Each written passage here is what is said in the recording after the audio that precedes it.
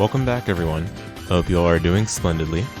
As I'm sure all of you know by now, UNI2 is nearly upon us as 2023 comes to a close, and going into the new year, I wanted to take a slight pivot towards more analysis-oriented videos for Uni content on this channel to hopefully help people have more of a clue on what is going on in this game, especially with the anticipated influx of players in each region's competitive scenes. So with that being said, in this video we'll be watching the Stormy Night offline UNICLR tournament that took place in Japan on November 3rd and 4th of 2023, as this was one of the largest offline events for the game in Japan since the start of COVID. The original time of recording was November 19th, 2023, so please keep this in mind that some new information about UNI2 has been revealed since this time. As always, don't forget to follow the tournament organizers and sources channels, all the details of which you'll be able to find in the description. And with that, I hope you enjoy the video and find it informative, and I'll see you on the other side of the night. これは技が光ったSatohiro Enkiduが、勝利をさとなります。おめでとうございます。 So, don't take that as like the gospel, because I'm certainly not sure on how that was run. But yeah, anyway, Tommy and Tobikage, I think they've both been pretty active during COVID, especially Tommy. Although Tommy might have taken a break for most of this year. But I mean, he still got it. Like I don't think there are many other Byakuya players that are at his level in Japan, so he's definitely the one to look out for going into UNI2. But yeah, this is a really good start for Tommy, of course. Like, anytime Byakuya has you in the corner, he's winning. Pretty much. Even if he doesn't have exactly Vorpal at that moment, he's winning. The interesting thing about Akatsuki, though, against Byakuya is that Byakuya has to slightly change the web setup off of 63C against Akatsuki, because the normal web setup allows for Akatsuki to just wake up parry and sort of invalidate the entire thing. But it's not a big deal. You just don't do the ground web and you're usually fine. Tommy's doing the ground whip here though. Wake up too late. You know what? That's what we call fearlessness. And the J2C post CS was also really smart. A lot of Byakuya players actually go for J2C in some of those situations. I play against 3K a lot, and he likes going for it post CS in like that, you know, point blank RPS moment. But since this is, I think this is first to 2. There's still time to like adapt and such. Tobikage didn't go for wake up parry there, which is totally fair. It's not like you have to do it every time. Maybe saving it for like the most crucial moment. That's always a thing you gotta consider in short sets like this, especially in a tournament environment. But the aggressive approach is reasonable. I mean, Akatsuki's neutral is still extremely painful, but as long as you get that J6C in there, again, very powerful addition to Akatsuki's moveset. Things look good for him. Hi there, what's up? I'm a Slusho. In my opinion, what's worth prepping for in UNICLR for Tuni? That's a hard question to answer, but to be honest, like early Tuni or UNI2 will play very similarly to how people play UNICLR right now. So to be honest, whatever you currently do for playing UNICLR should work out.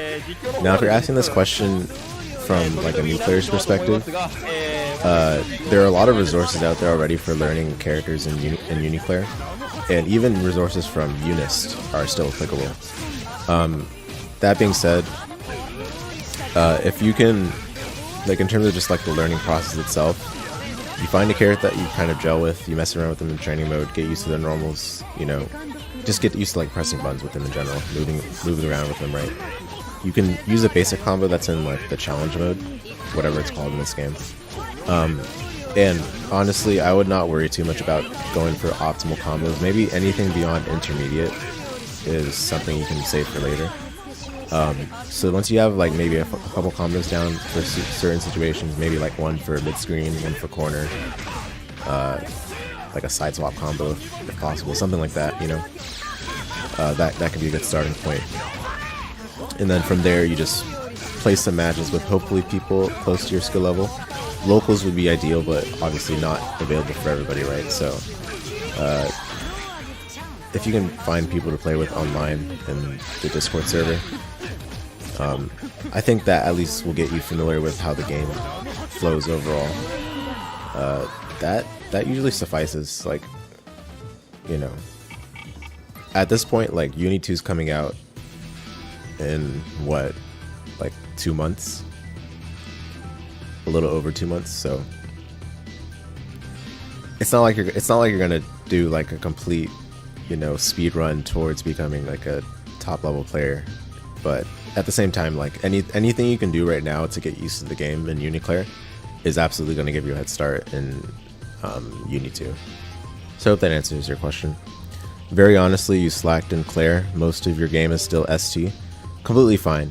Dude, I myself haven't played much Claire. Like, I probably have 100 hours in UNICLR compared to like 700 in Unist game time. I mean, I obviously don't have a lot of game time. Most of my time in the game is watching the game, but still, trust me, like I don't even have much game time in Claire. A lot of what I do is mostly ST myself, so you'll be fine as long as you can understand some of the character changes for whatever character you play. Maybe that suffices. Don't think it'll be a big deal otherwise. Also, let me turn down the volume a little bit for the tournament. But yeah, I hope that answers your question. So this match is Sehara versus Michel. Sehara, he's been extremely active in UNICLR. Like, honestly, I think he's been most active in UNICLR for all the Chaos players in Japan. And he's a very technical Chaos. Has some of the cleanest combo routes out there. You know, he doesn't really go for like, you know, crazy throw game or any spectacular reads. Like, you know, Shimazaki goes for like kind of crazy reads sometimes and lets that carry him as opposed to like, you know, optimized combos. Whereas Sehara definitely has like the more specialty oriented style for Chaos. We'll see how that holds up against like, you know, Michel's Nanase, right? Because Michel as well is very, at this point he's very experienced with Nanase. He's not a technical player either, but he has everything that he needs in order to succeed with the character, and got the first hit here as well, so that's going to help him out a lot. Okay, no, awesome. I'm glad to hear it, and no worries. Lurking is completely fine. I appreciate your tuning in regardless. Yeah, actually, so you see there like Chaos trying to roll out of the corner. I think roll for Chaos might be replaced by Creeping Edge in UNI2. I'm not 100% sure on that because I haven't looked at all the comments people made about Chaos in the beta. But the changes on Chaos's force function are certainly significant. Like, they can't be ignored. And I don't know what sort of impact they'll have in practical settings, but what I know for certain is that people have to adjust the ways they go for like opening up people. Speaking of opening up people, okay, let me skip these ads. I just don't want to. I don't want ads to interfere right now. But I'm gonna rewind. I don't want to rewind too often, but I want to point this out here because I mentioned it in my Google Doc. But Veil off tennis. I'm so glad that this nonsense is probably gonna be out of the game because, my goodness, grid breaking on hit for Veil off. It's so cheesy. Like, you're kind of always in a position where you want to Veil off them back because not only does it remove your grid break, but it grid breaks them. So in many ways, like, it reduces like the amount of good options you should go for. Not like actually, it doesn't actually reduce them, but it makes the best option like a lot more tempting. Like veil offing them back is kind of what you're really tempted to do, right? So a lot of people do it, and there's not really much of a you're not really disincentivized from it, right? Because the reward for veil off in UNICLR is so high. So I think they're getting rid of that to some degree in UNI2. It is, in my opinion, in the right direction. And we'll talk about it more when we get to talking about my thoughts on the UNI2 beta, because there's going to be a lot to talk about. But if you want to get a sneak peek at that, I did write up a quick Google Doc with my thoughts. The link for that is in the description. And I wanted to write more, but I had to go live, and I kind of put this off to last minute because I needed to sleep after this past weekend. So anyway, so it looks like the first game went to Sehara. I mean, to be honest, like, this matchup in neutral is not really that bad for Nanase. She does have to respect Ozzy, as most characters do, but Nanase has plenty of tools that can deal with Ozzy, no problem. In fact, I think this matchup is actually pretty hard for Chaos, because on defense, Chaos really has to get like a really good roll or a really well-timed 5A or 2A. 60 is good too, but more often than not, Nanase can kind of bait it out by spacing herself well.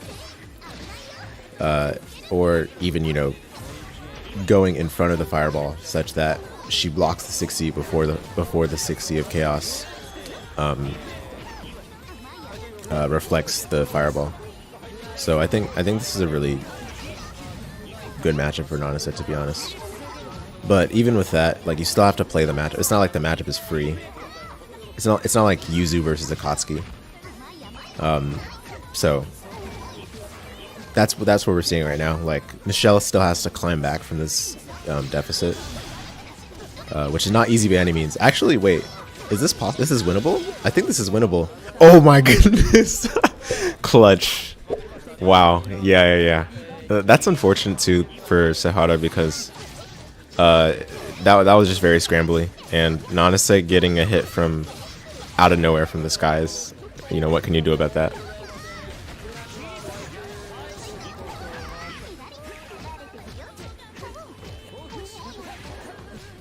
Oh yeah.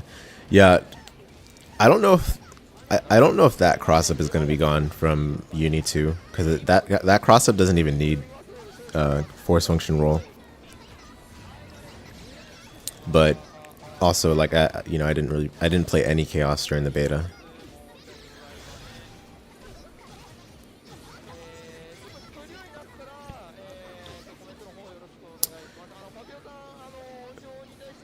Wow, so very close rounds won for Michel, but, you know, it doesn't matter how close they are. A round one is a round one.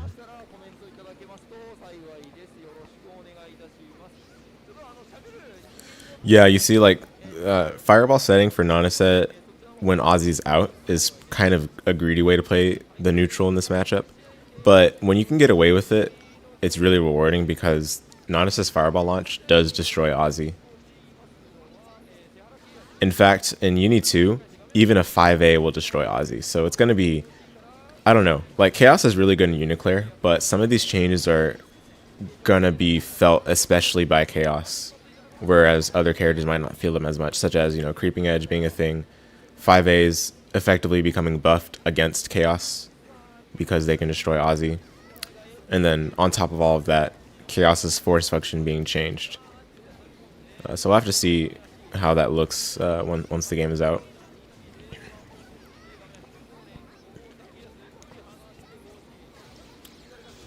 ADP, wow. Pretty brave. Like, if that were 2-2B of... Yeah, I think if that were 2-2B, I don't think the ADP would have connected, because Ozzy does kind of disappear briefly. Sandwich pressure. Oh dear. Yeah, wow. Yep, we still got to deal with this nonsense in 2023. Are they just playing it out?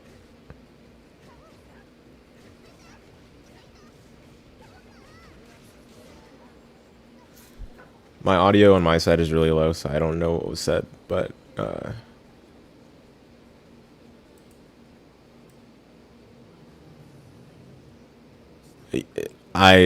okay, sure. You hate to see it. PS4.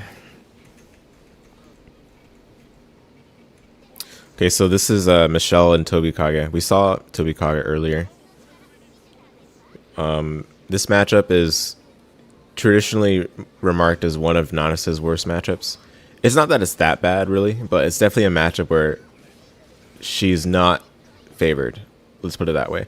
It's not like a terrible matchup that you can't win, but you know, still gotta like Akatsuki has tools that inherently, yeah, like that. Like basically, like Akatsuki's parry and also Bitatsu itself make a lot of problems for Nanase. And the stagger pressure of Akatsuki in general is, it's awkward. Like it's normally not too hard to deal with on average, right? Like, I mean, okay, of course, when I say not hard to deal with, I more so mean that like you can shield, you can block. It's not like it's that scary, right? But Akatsuki's throw game is not only really good, but also the spacing Akatsuki can play at makes it such that Nanase really has to kind of gamble with like a 2B or a 5B. And those are not favored gambles. Because again, like the fireball trap spacing that Akatsuki goes for in the corner is such that Nanase's 5B and 2B are going to be outranged. That was a good adjustment. Oh, excellent. Yeah, 3.5.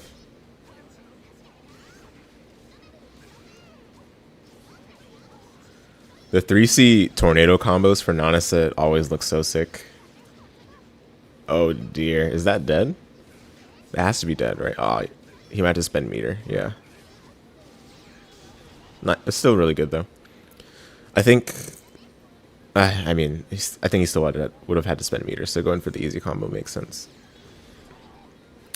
Yeah, you see that parry just completely blew through the fireball, even though, like, it looked a little weird there, didn't it? Right, but trust me, like, Akatsuki has all the tools to be able to play this matchup very freely, pretty much.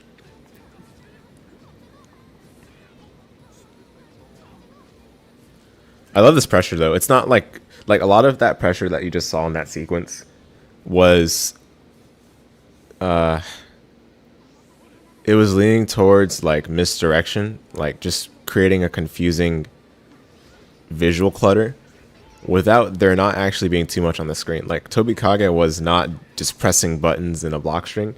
He was jumping around. He was going for A tatsus at an awkward spacing. Like he was doing a lot of things that made it difficult for Michel to see where he could press his offensive. That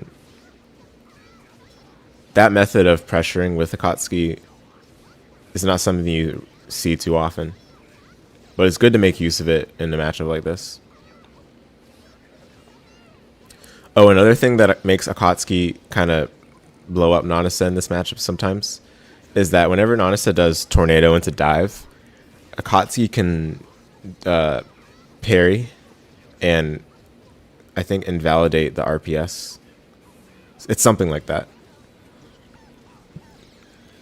So like if Nanase delays it, then Akatsuki can parry the delay. If Nanase does nothing, Akatsuki can press. And if Nanase does a true block string, no problem, you're blocking overhead anyway. Whereas a lot of characters, you know, it's not as straightforward as that when they're dealing with tornado into dive. Oh, brave 2B. Didn't believe the first time, but you know, didn't matter. He got the next hit.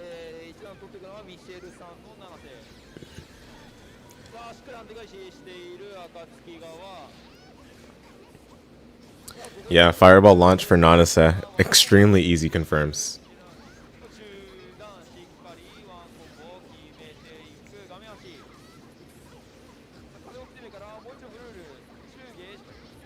Uh-oh. Oh. Yeah, that happens with Akatsuki's DP specifically. When you bait the DP, you gotta kind of walk backward a little bit if you want to keep the same side. Otherwise, Akatsuki will end up on the other side of you.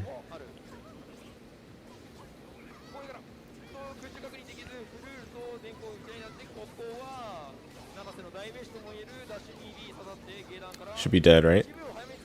Oh. I don't know anymore.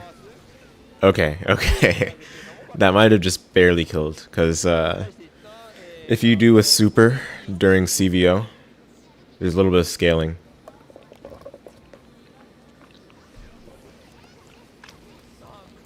As opposed to going straight into VO, not VO, into IW.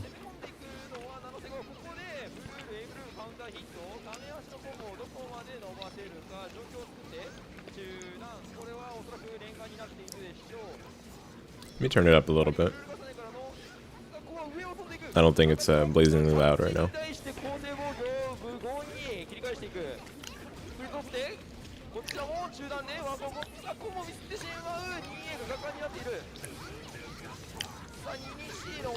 Nice jazzy confirm. Oh, that... What? I got hit. Wow. I didn't know that can go on the other side.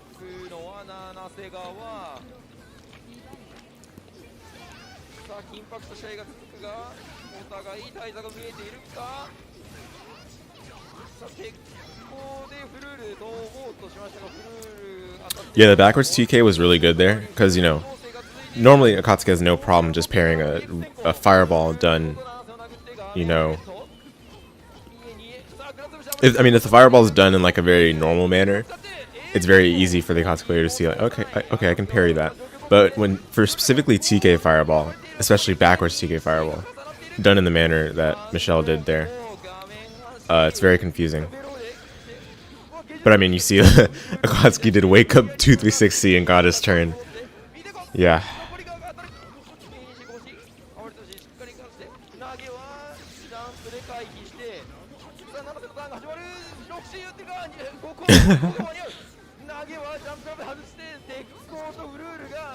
Ooh.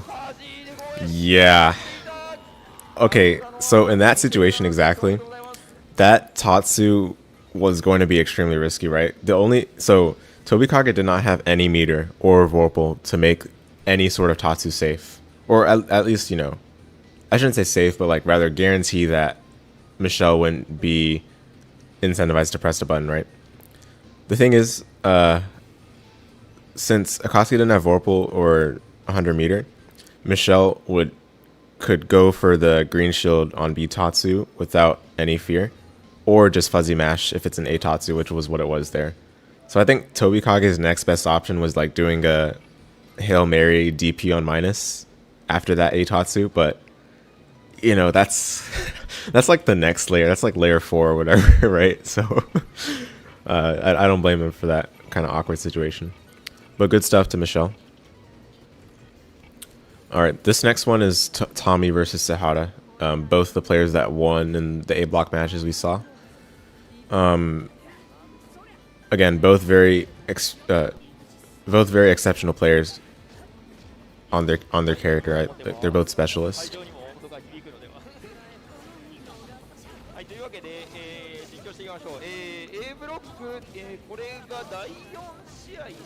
In fact, Tommy, it's been a while since then, but Tommy did win EVO Japan EVO Online Japan 2020, something like that. It was the UNICLR that happened during the COVID year. He beat Ohittou in the grand finals. So yeah, that was definitely no small feat there. But speaking of no small feats, yeah, grid breaking Byakuya when he doesn't have... I mean, Byakuya just doesn't have much on defense in general. He does rely on Vorpal quite a bit. I mean, of course he does have 236C, but you're generally not going to see Byakuya players just throw out 236C, especially against Chaos with Ozzy on the stage.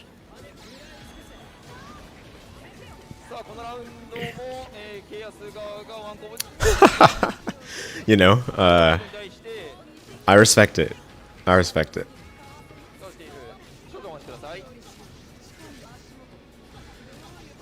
What I don't respect is Byakuya building 4+ grid blocks off of a single combo. Like, I'm not gonna miss that.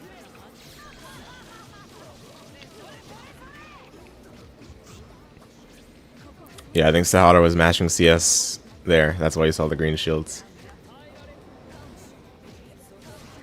Oh, nice. Yeah, should be good.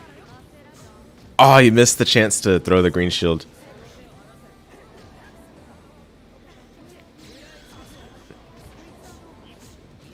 Oh, really good TRM. Yeah. Ah, okay. Yeah, VO on minus. You know, I mean, it won him the game. The VO on -8 won him the game.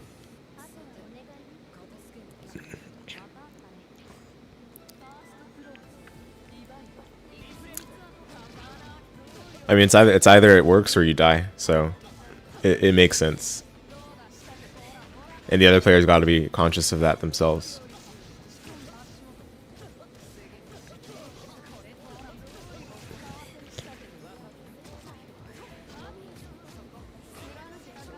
Good blocks. Nice. I'm so glad that Byakuya's 3C, like the uncharged one, is not going to be a low anymore. I don't know why that was a low for so long.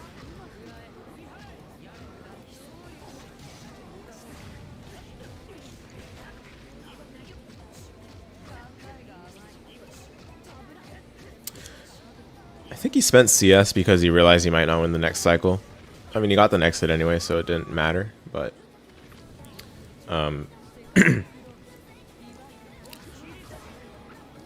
you know, sometimes like being super greedy with CS is not worth it. You can call your losses and take that into account for playing against them the next cycle. Because strictly speaking, you're not like you're not making use of your advantage when you win Vorpal until you spend CS or until you land a hit, because you know that's where you would get the damage bonus. Also, for those of you that are non-premium viewers, there's going to be ads in like 10 seconds or so, so just a warning there. Of course, if you have ad blocker, no problem, just go ahead and turn that on. Although I think YouTube has lately been kind of acting funky about ad blockers, so. But yeah, anyway, just a warning.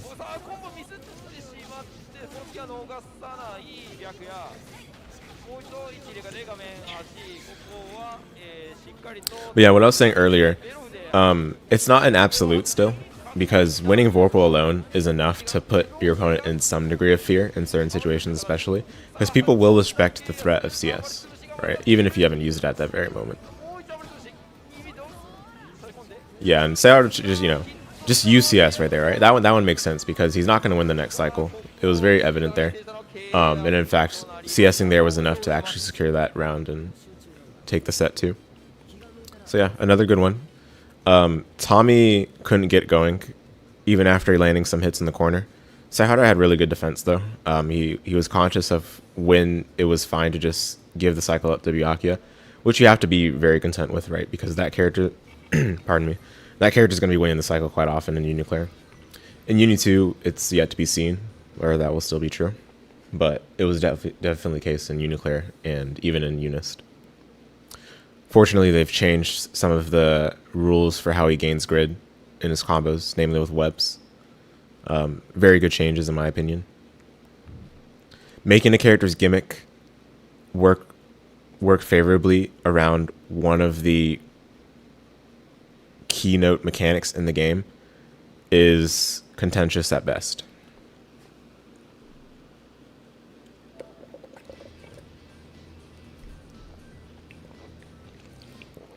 In fact, not too long before the beta began, people were posting their how to say it, like people were posting their farewell UNICLR tier list. We're not gonna pull up those tier lists or anything. I don't think it's really worth it, because you know, there's a lot of nuance that is not conveyed through a tweet. And I'm not gonna waste my time reading between the lines for those tier lists. But one thing I will say is that a lot of people seem to think highly of Byakuya in tournament environments, which is quite agreeable. The steamroll potential is very high, and his winning grid so easily during combos is part of that. So again, it's good that they're changing that in UNI2.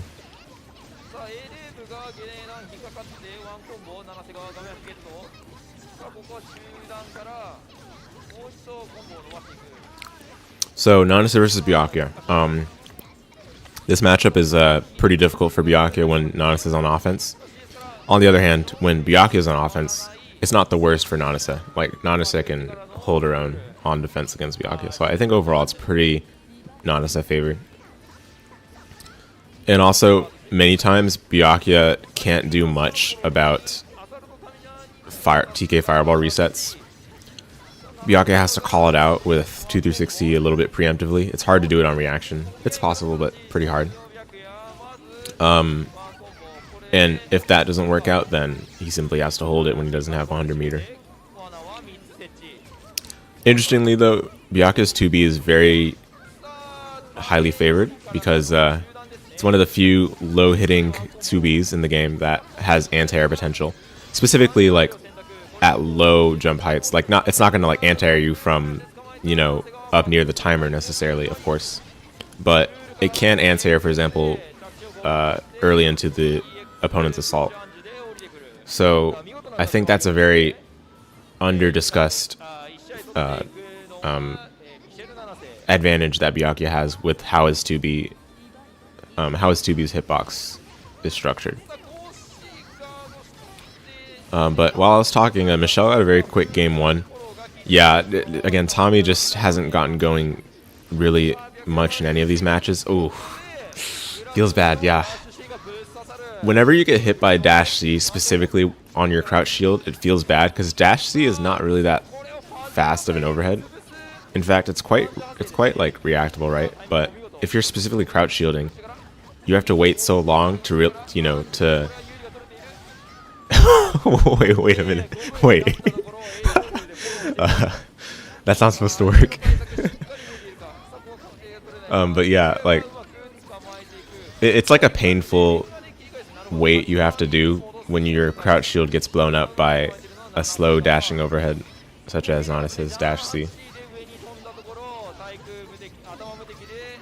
Just in terms of, the psychological damage. It's not really like something so significant. Oh, okay, so yeah, that's something that I think will be changed in UNI2.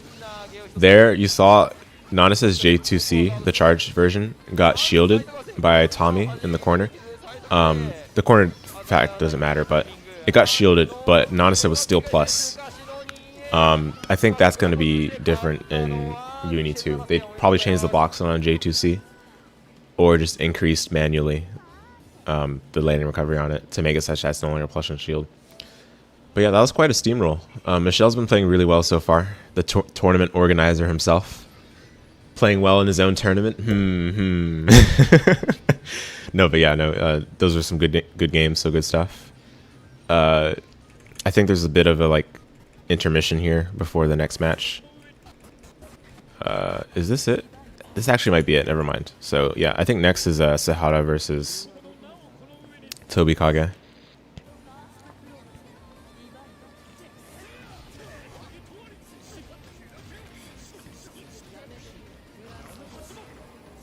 I think Akatsuki can do fine in this matchup, but obviously having a step dash is unfortunate. But I think it's still a playable enough matchup for Akatsuki. It's not bad by any means. You do have to be a little patient. You have to shield pretty well on Ozzy. Go for parries when you can. Not every time, but you have to certainly show the option. But when Akatsuki has Chaos under pressure, I think that's where Akatsuki starts to shine the most, because Chaos's defense is not that good. I mean, there's Sehara's very not patented, but he goes for those combos quite a bit. They're very flashy. The Ozzy Chaos ping pong.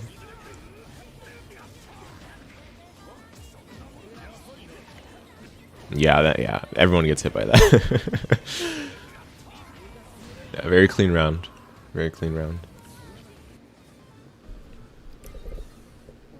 Didn't allow Tobikage to get started.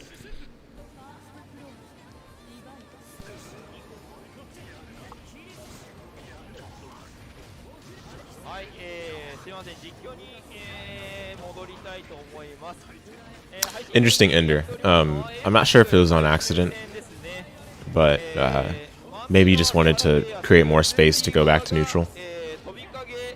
Maybe just messed up the ender or something.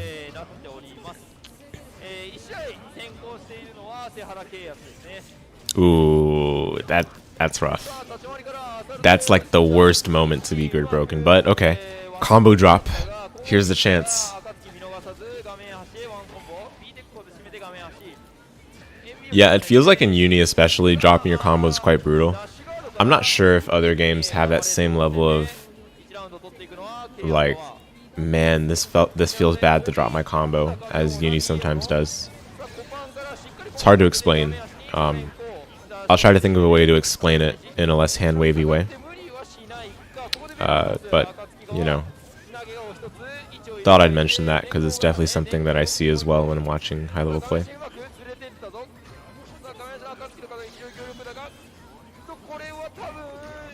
I mean, part of it too is that some characters legitimately have unsafe combo drops, like Yuzu sometimes does. That's an example that comes off the top of my head. That might be it. Ooh, yeah. Unfortunately, not with that. Okay, it doesn't matter. Yeah, yeah. I think IW has to be done a little bit, like when Ozzy's a little bit closer to the ground, for that to work. Otherwise, the fireballs knock down the opponent a bit too quickly for IW to connect. But yeah, good stuff to Sehara. I think here's the intermission. So I have to probably, yeah, okay, not intermission quite, but rather they're gonna jump to a different block of matches. So this is the G block qualifier. Looks like this match is gonna be Ohittou versus Boogie. Exciting. Both extremely strong players. Boogie, I think, hasn't been super active this year, but during COVID he was still playing, and his Hilda is still very technical. He's got a lot of good tricks, and he's got other characters too. He used to play Wagner quite a lot. He used to play Phonon as well. I'm not sure which character he'll be playing more going into UNI2, but Hilda does seem to be his character of choice throughout most of UNICLR. And admittedly, I think Hilda and UNICLR, it took time for people to realize it, but she's very strong in UNICLR. Her slow buttons are kind of deceiving in terms of like whether people would evaluate her as weak or strong. I don't think you need to have fast buttons to be a character with good defense. Because of VO alone, Hilda's defensive options lead to strong situations for her, even if it might seem that her defensive options are limited. I mean, admittedly, they're all very pointed. Like they're not covering several options at once. But VO alone makes her very scary to be pressuring against, because you get hit by VO, you have to deal with 50-50, which kind of all men are mortal to. All men, woman, you know. But yeah, so this matchup is pretty good for Hilda. Like, if I'm being honest, like it's not like a I win matchup for her, but most of the time Seth is just flying around the screen without a care in the world. But Hilda can catch Seth without much effort. And in general, Seth has to block a bit more than average against Hilda than other characters in the cast. But Ohittou off to a good start. You know, what does make this a bit difficult for Hilda, though, is the fact that Seth's frame data means that Hilda won't be pressing outright Abarev very often. She will have to make very carefully chosen gambles if VO isn't available.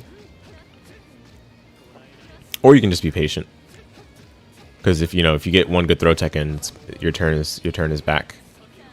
And it's not like Hilda doesn't have good anti-airs. Like, she has excellent anti-airs, so Seth has to be a bit more careful about flipping around. Whatever Seth player wants to do, backdash, what is it? Backdash, orb set, or blink, orb set, things like that. Speaking of Seth, we'll have a lot to talk about him when we get to specifically UNI2 discussion. I think there's a lot to talk about for him. Alright, but the opening game goes to Ohittou. Boogie got one good hit that led to some damage. I think it was because Ohittou wasn't blocking a wake up or something. Might have been trying to go for a dash block, but otherwise seemed pretty comfortable of a game for Ohittou. Now, so I just kind of mentioned Hilda's good and didn't really elaborate, so let me do that a little bit more. You know how the more damage you get off of a singular interaction, the more people start complaining like, oh, this character is, you know, cheap, right? So Hilda gets a lot of damage off of a lot of interactions, okay? Oh, here we go. Yeah, VO 50/50. Yeah. Everyone's favorite. Oh, yeah, no. So good. So good at the video game. Oh, I dropped the combo, man. No, but yeah, Hilda gets a lot of damage off of a lot of her hits, mainly because of ending combos with, I forgot what the move is called, but the input is jumping half circle forward C. For whatever reason, that adds like 800 damage at the end of her combo. So like she could be doing a two-way starter combo, and it does like 3.7 out of nowhere. You know, it could do more than that depending on whether you have Vorpal or not. But then when she has Vorpal, she gets refunded on spending supers. So it's not just that you're doing like 3 point whatever, right? Like 4K almost for her combo, but you're also getting the meter back for other situations where you want to spend it, maybe like for more damage later on, or for, you know, having VO available when you're on defense. So all of that culminates into such a very frightening character to fight, especially in tournament settings. And then when you combine that with the fact she has 50/50 in the first place, makes it all the more frustrating to fight her. And it's not like you're going for 50/50 all the time for her, right? You can win games with Hilda without even needing to go for 50/50. You can simply just fish for breaking their green shield, because she has a lot of good ways of catching green shields, or just general shields with her... I forgot what the move is actually called, but, you know, the linchpin move, the one where the blade falls down from the sky. She also has 2-2X, the low, that catches you from very far. She has Charge JC, which is very often used, not just for 50/50, but even in neutral and off of assaults. It's a very strong option. She has a lot of great tools in general, and she never really needs 50/50 to beat you. But the 50/50, like, let's be real, without her having 50/50, like, yeah, she'd be a lot more reasonable. It's agreeable. But the 50/50 does... it does make her that much more of a terror to fight against. Because, you know, without the 50/50, most high-level players are going to know how to fight her, right? Because they know the dash block timings, they know when to shield. They know when to go for their iframes move whenever she does like a gapped block string. You know, there are certain strings that she has that have gaps, and they're not immediately obvious, but high-level players will definitely throw out their DP, or like, you know, for example, Seth throws out 63C, which goes pretty far. So that can easily catch Hilda doing a poorly chosen block string. Yeah, good stuff. I think Ohittou got it 2-0. Let me skip a little bit. I think the intermissions get a bit longer throughout the VOD. I'm not sure if they were edited out, but and you know, I just want to take this moment as well. Shout outs to both Ripu and Michel for putting on this tournament. They did a really good job with it. It was, from what I understand, it was a completely community effort putting this tournament on. And then there was some like sponsor help, I think, but otherwise, you know, they pretty much put it on all themselves. So really big thanks to them. Another warning, there's going to be, looks like YouTube is saying there's going to be ads in like 40 seconds. So if you have ad block or if you have YouTube Premium, you should be good. But, you know, just a warning for those of you that don't have either of those.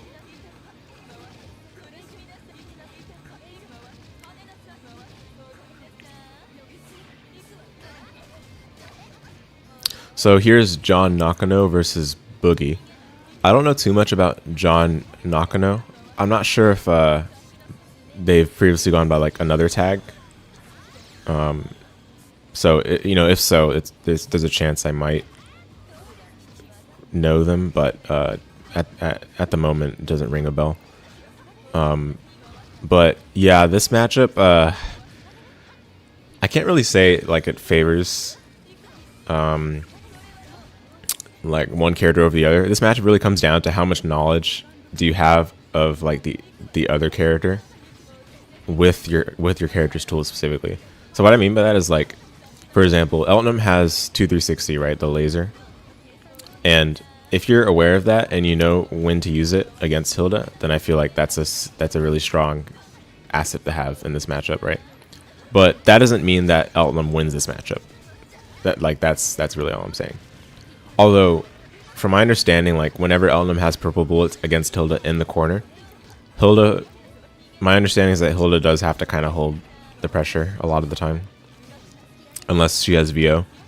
But a lot of the time, VO is not going to be an assured get out of jail free card. You have to be kind of clever about it when to use it, because especially in UNICLR right now, VO is still really slow at this point. In UNI2 obviously it's going to be much faster, but in this game it's not hard for Eltnum to just press 5A and then block and be blocking in time to block the VO. Like, of course 5A in this sense is maybe being done as a meaty, or maybe as like a slight frame trap.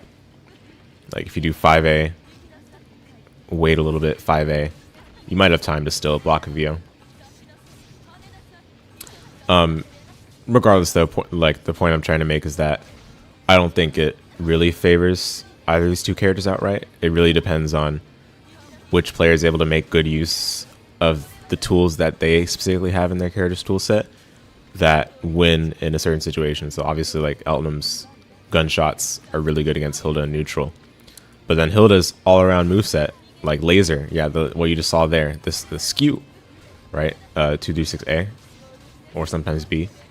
That's really strong against Eltnum when she's trying to go for gunshots. But on the other hand, Eltnum still has cutting sync, still has 236C. A lot of great things she can do against Hilda at this range. Maybe the only time where I'm like, yeah, this maybe favors Eltnum is when Eltnum specifically has Hilda in the corner. Yeah. Oh, yeah. Or if charge gunshot trades with Hilda. I mean, that's going to favor Eltnum all day, every day. That thing has a billion years of hits done on counter it specifically. But this looks to be pretty over. Yep, indeed. Boogie takes it 2-0. Alright, and I think, yeah, okay, here is what looks to be a good one. Ohittou, and it looks like a Seth player that we have it to identify. Okay, here we go. Harupoyo.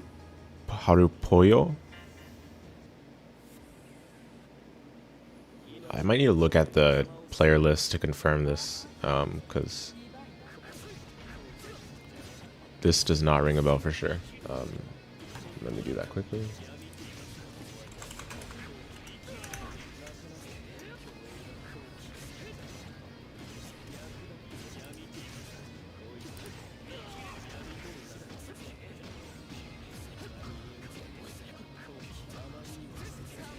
Yep, okay, Harupoyo it is. So, they play one of the coolest Seth colors out there, so much respect.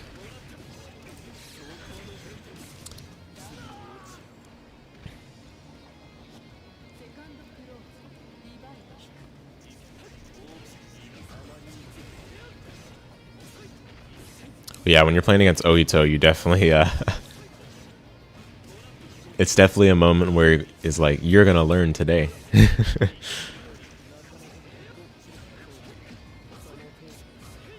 Because Ohittou is a monster when it comes to opening people up. He does not need any of those training mode, you know, what's it called? I have no idea what it would even be called, but you know, just the unblockable setups. We can just call it that. He doesn't really need any of that to beat people. In fact, I don't think I've ever seen him go for the for that kind of unblockable setup. And given that Claire is basically over now, like we're about to go into UNI2, where in UNI2 those unblockable setups are not really going to be available anymore. At least not in the way that they're available in UNICLR. So you won't be able to combo off of them. You won't be able to set them up quite as elegantly. So I think this actually rewards the style of play that players like Ohittou have, where they're already beating people up with everything else that Seth excels with, right? Like the strong frame data, the good mobility in neutral, the ability to like just take advantage of every hit, like going for like often Ohittou ends with 63C when he can, just for that damage, and obviously the great Oki. So I think Ohittou is going to be rewarded yet again going into UNI2. I mean, we saw, like, if you guys had followed the competitive scene back in the arcade era of Uni, and you know, I'm talking like going into specifically UNIST 3.2, because that was one of the biggest patch updates the game has ever had. Arcade UNIST 3.2 was where it was like, man, players like Ohittou are going to be eating good. Because, man, did the character get a lot of great changes in that version. And we still see the effects of it to this day.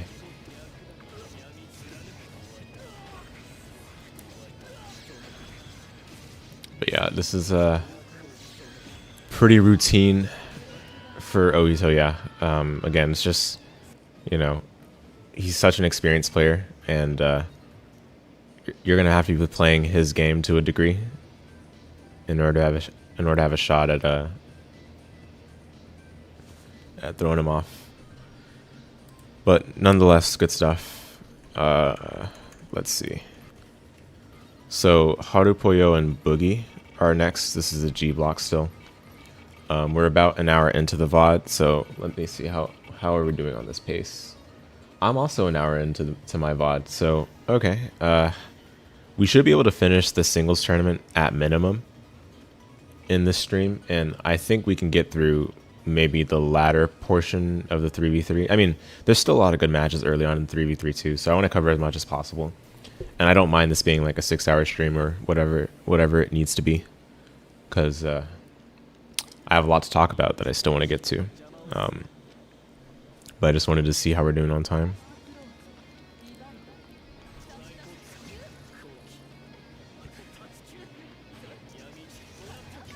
Oh yeah, that was a really good fastball kick. If you can do fastball kick when Hilda is like, you know, not paying attention.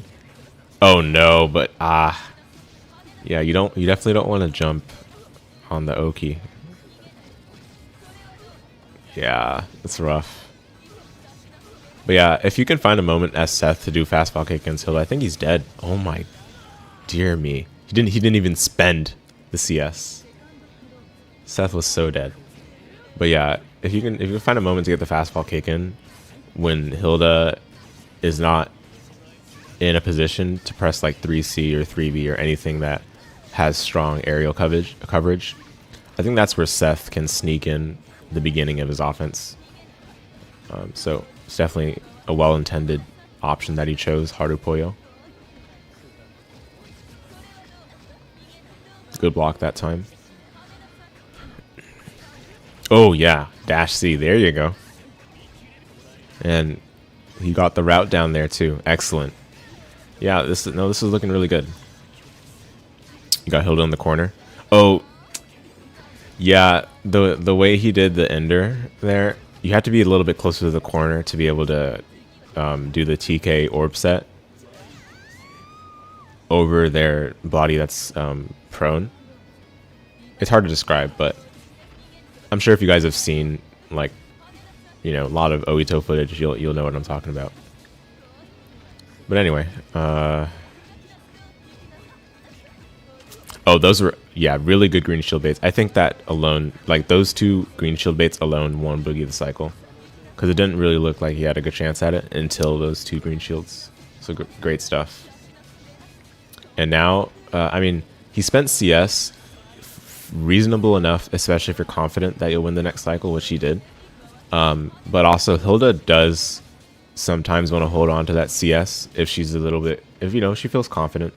If you feel like you can be greedy enough where you'll get the next hit soon enough, then you'll be able to make use of her strong Vorpal trait in the subsequent combos, or even when you just spend the super meter in neutral.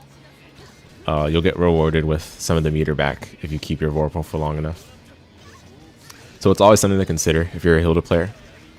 Sometimes you just might want to keep that Vorpal a bit longer than you would otherwise to see if you can make use of her strong Vorpal trait.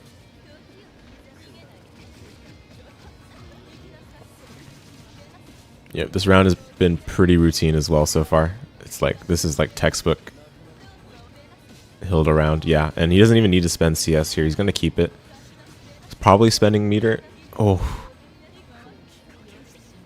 Yeah, you have to change the route slightly when you get early, what's it called? Fallen Pain. I don't remember move names anymore, guys, but you know what I'm talking about. Like the one that Hilda ends almost every combo with. You have to change your combo out a little bit if that's your combo starter, but it didn't matter too much anyway.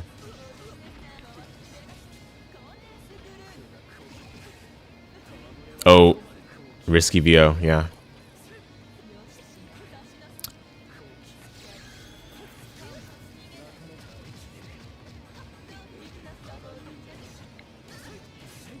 I wonder if that was a punish. Because my goodness, this is going to be a lot of damage. Oh, he missed the IW though. That IW would have side switched, put Hilda in the corner, and given Harupoyo some Orboki. But now instead, on the blocking end against Hilda. And lost probably I want to say like a 1k damage at least. He had VO still, so it probably would have done more than 1k. But yeah, it's just a rough position to be in. Seth especially, you can't really afford to drop your combos because he needs those combos. That's like the glue between every element of his game plan. The Oki is essential for allowing the character to flow correctly. But it was Boogie's victory, and I think this one is Ohittou. Okay, so it seems like a round robin format, kind of. I can't really tell still, but it looks like a lot of these players in the same block are playing each other in the qualifier at least. Again, they didn't have a bracket proper that, like, at least they didn't have an online bracket from my understanding, so that's why we kind of have to play a guessing game with how the format exactly looked. They did explain the format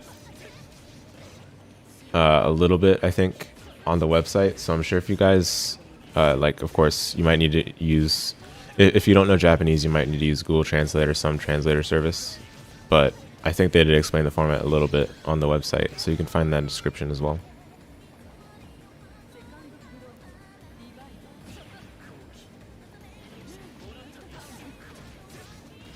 Oh no, the no tech is brutal. Yeah, but Ohittou has such great awareness there. That was probably worth, oh my goodness, that was worth like what, 2800 damage, that no tech. Insane to think of.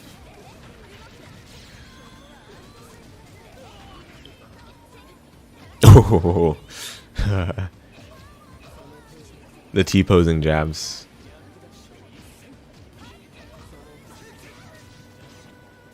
Those jabs are telling the opponent, this is my space. Press the button, I dare you. I'm sure you guys have heard, like, whiffing anything is plus.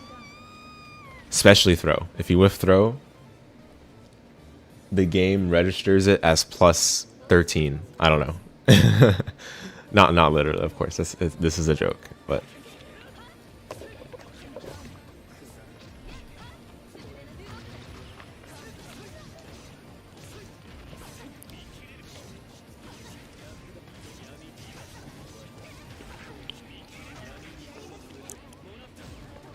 Ohittou missed the opportunity to throw the green shield there. You rarely see him miss those opportunities, but he's playing at a fast pace in this match, so it's understandable. He still got good damage off of that confirm, so it's fine.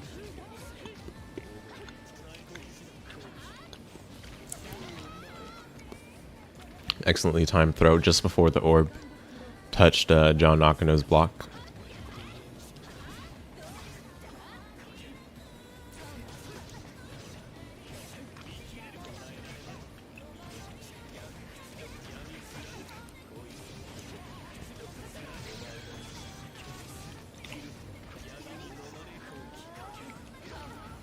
Ooh, yeah. Yeah, sometimes as a Seth player, you'll opt to just, like after setting your orb on Oki, you'll opt to just sit back a little bit and read what your opponent does. Sometimes you can coerce them into pressing a button and in that regard punish what they do. Other times they might attempt to take their turn and then forget about the orb, and that's what happened there.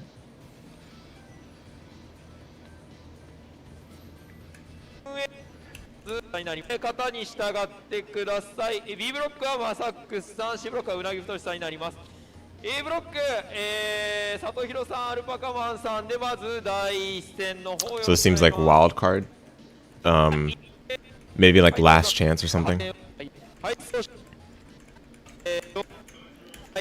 So, okay. Oh, I remember now. So yeah, no, these matches were really good.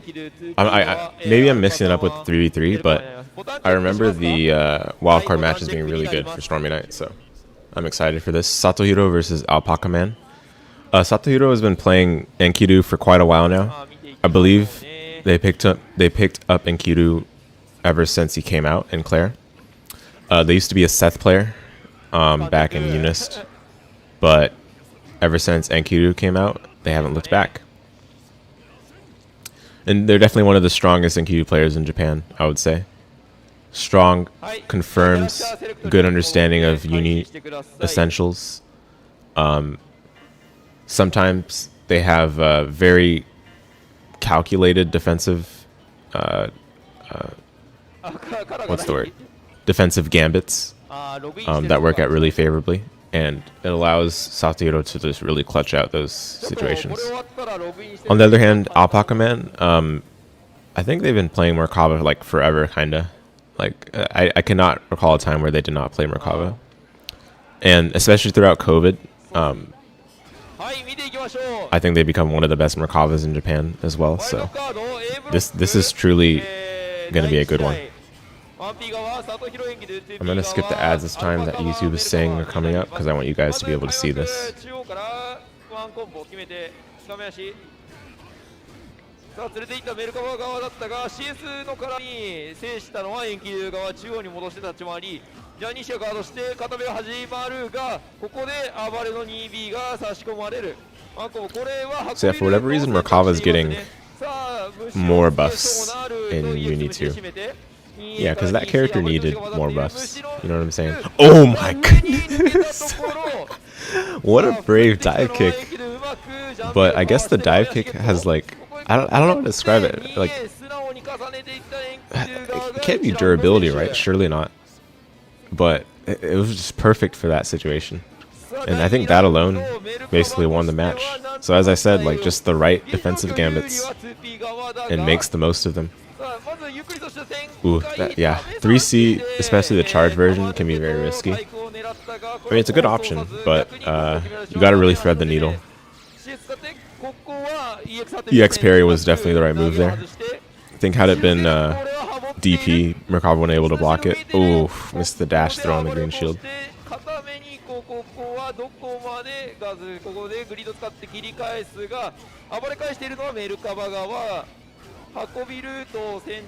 Okay, alpacaman keeping it simple.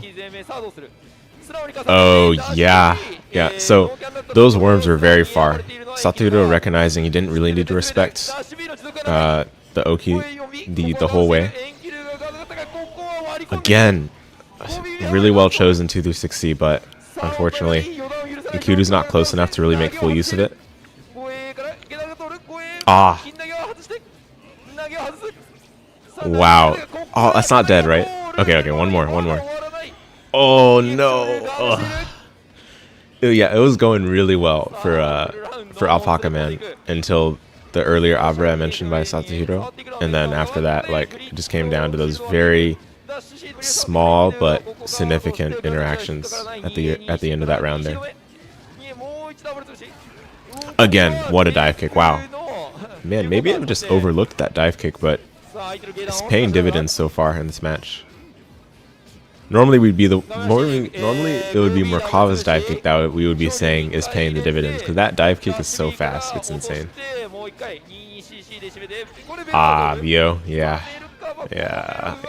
Ah, this is painful. This is bad. Yeah. Thankfully for Satohiro, like, didn't have to deal with an IW coming his way. In fact, he might be able to kill off of this with IW of his own. Yeah, should kill. Nice. Yeah.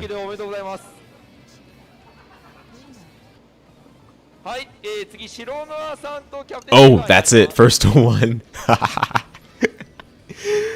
Yep. That is yeah. First to one. Well then. No, but yeah, that was a good match though. Sometimes first to one can produce some of the most exciting uni, especially when it's sloppy, when it's unclean. I'm not saying that match was sloppy even, but more so that some of the very tense moments at the end of the rounds, I think, offered much more than sometimes what you would get in longer sets. So here next up we have Shironoa versus CapnSugar. Whoa, CapnSugar, let's go. Linne player from Australia. Looks like he made the trip over to Japan for this one. But yeah, CapnSugar is performed extremely well in offline tournaments. It's hard to put the finger on it, but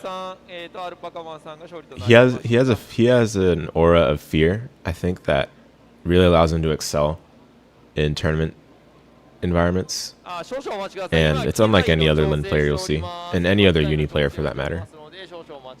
A lot of people would probably have CapnSugar on their list of players they would prefer not to fight in a bracket. So that's for sure. On the other hand, Shironoa, I think Eltnum player. I can't recall right now. We can go ahead and skip ahead because we don't need to watch this whole thing. Oh, Linne player. Okay, my mistake then. This is actually more exciting then.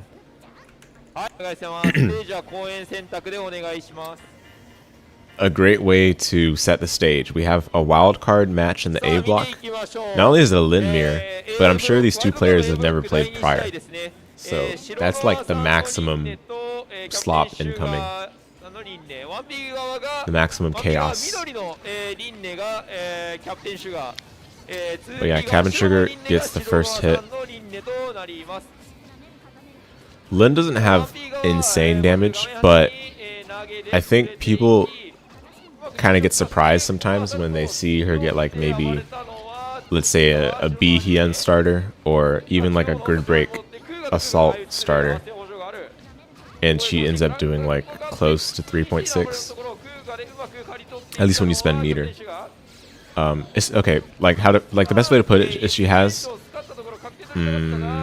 average damage, but most of her combos are going to do that damage.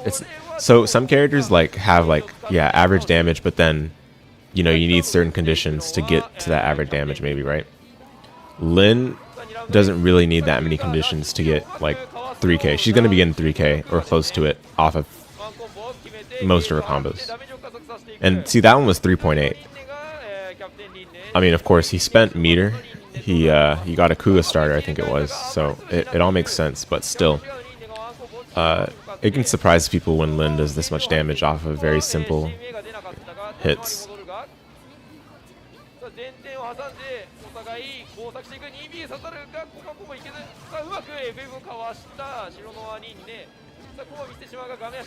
Yep, CapnSugar, a known force function enthusiast. Who's to blame him though, right? Like, it's force function is just really good. Given that some of the OSs, some of people's favorite OSs. Oh my, what? That had to have been an autocorrect, surely. No one just goes for 214C after doing Helmbreaker, I think that was. But no, good stuff to CapnSugar. That was a quick one. I forgot what I was saying earlier, but it's okay. Oh yeah, force function. Yeah. Now that some of people's favorite crouch tech OSs, and not just crouch tech but other throw tech OSs, are going to be gone. If force function hasn't changed significantly enough, then I think that's going to stand out even more than it already has in UNICLR going into UNI2. In any case, I think it looks like we've got CapnSugar and Satohiro as probably the final A block wildcard match, I have to imagine.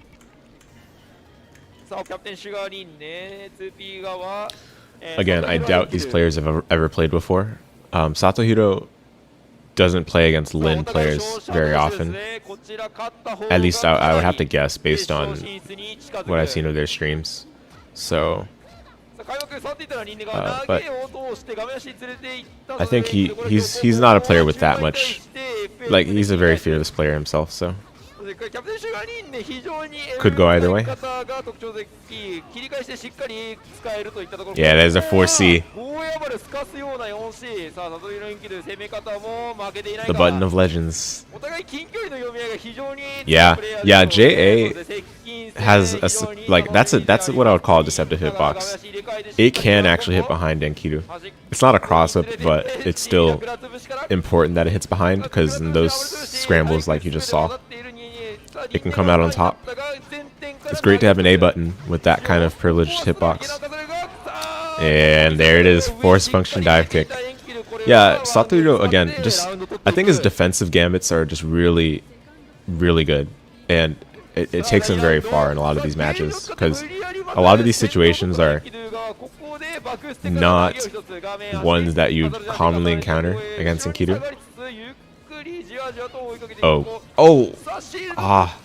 He shielded the dive kick, but then still got hit out of what he did. That can happen.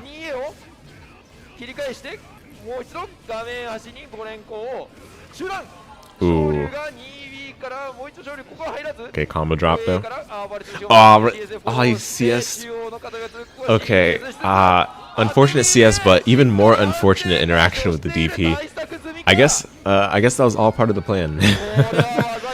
CS right away so that CapnSugar would be inclined to CS right when he wins the cycle, and then go for parry on the DP. Yeah, I mean, who am I to say that it was not on purpose? But, you know, good stuff nonetheless. And it looks like Satohiro comes away with the wild card victory. So, oh no, okay, looks like there's another one. Again, I have no clue how the bracket worked out. So, maybe Shironoa has like a 1-game cushion or something. I have no clue. But I don't mind seeing some more matches, of course. And I know that you guys probably don't mind either. Of course, I should have updated the description with the VOD links. I'll probably do that right now, actually. If you guys would ever like to view these VODs, they've been up for about half a week now on Ripu's YouTube. You can find Ripu's YouTube. I think it's already linked as part of... Oh, I'm sorry. Whenever I scroll down, I forgot you guys can't see it. It should be already linked on my channel homepage somewhere. But in any case, I'll definitely update the description with the VOD links. They're also on Twitch, of course. If for whatever reason you prefer watching them through the Twitch VODs. I can't imagine anyone that would, but, you know, that's available too.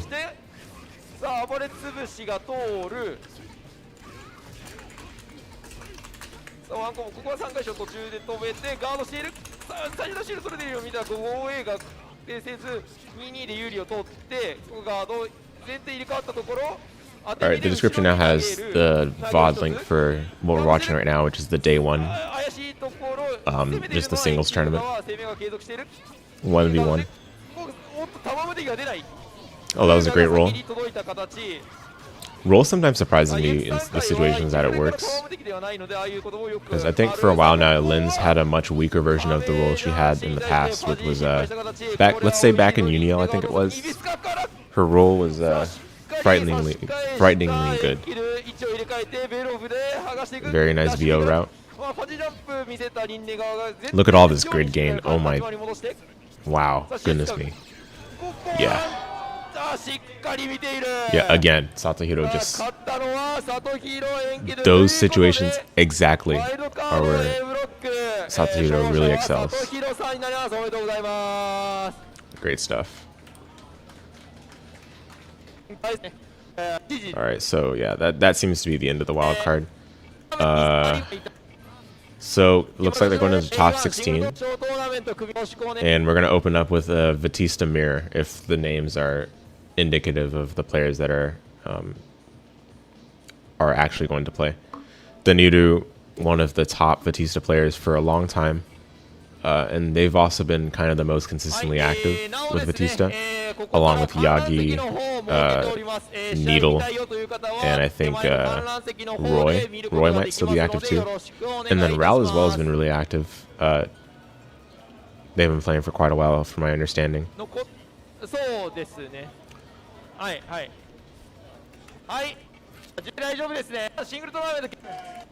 Oh yeah, okay, I can play this. Yeah.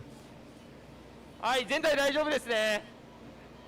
はい、それではストーミーナイトファーストベースデイ1シングルトーナメント決勝トーナメントやっていきます。拍手。はい、では、スタートボタンを押してください。よろしくお願いいたします。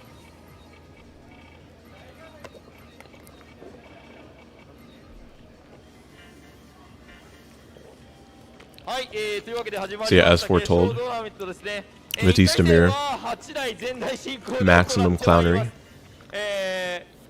まず、配信台ですね。なんとバティスタ同キャラ 1P 側ダニール・バッシュダー 2P 側がラルバティスタの組み合わせになります。さあまず見ていきましょう。まずお互いステラを打って。 Oh, is the now playing not even working? I just realized right now. That's so funny. There we go. Alright, now the now playing is not just ominously in the corner.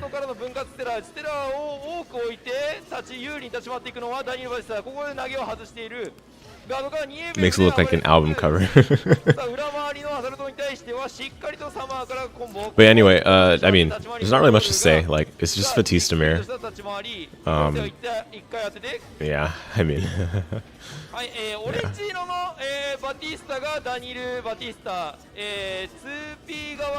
Oh, okay. One thing noteworthy though, I think Batista's JC is not going to be a mid, and UNI2 it's going to be an overhead. Which is like, okay, sure. I mean, you know, sure. It's literally sure. Like, all right, fine. It's not like it's like a bad change or a good change necessarily.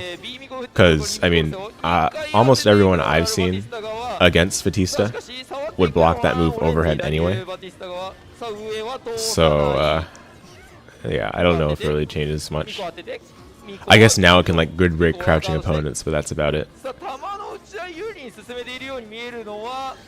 Yep.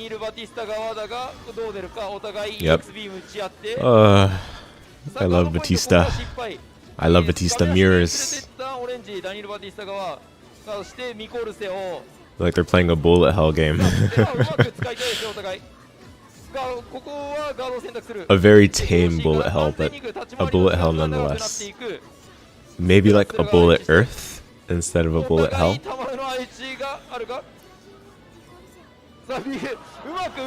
A bullet Mars. I'm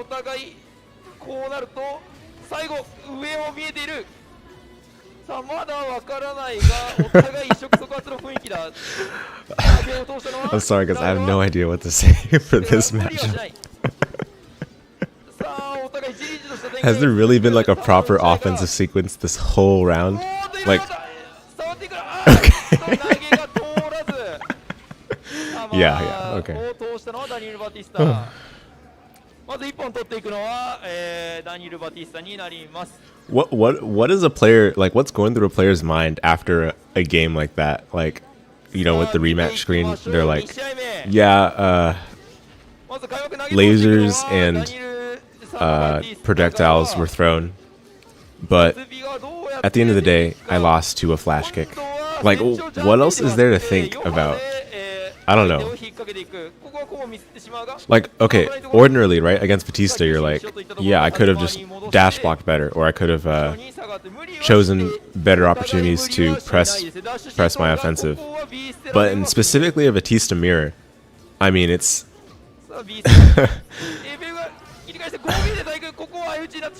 like... Did the other player just like play better or what? I don't know. Like, I mean, okay, a lot of mirror matches, sometimes, you know, it's like, yeah, the better player is gonna win, right? But yeah, I have zero clue what the reflective process is in any capacity for Vatista versus Vatista.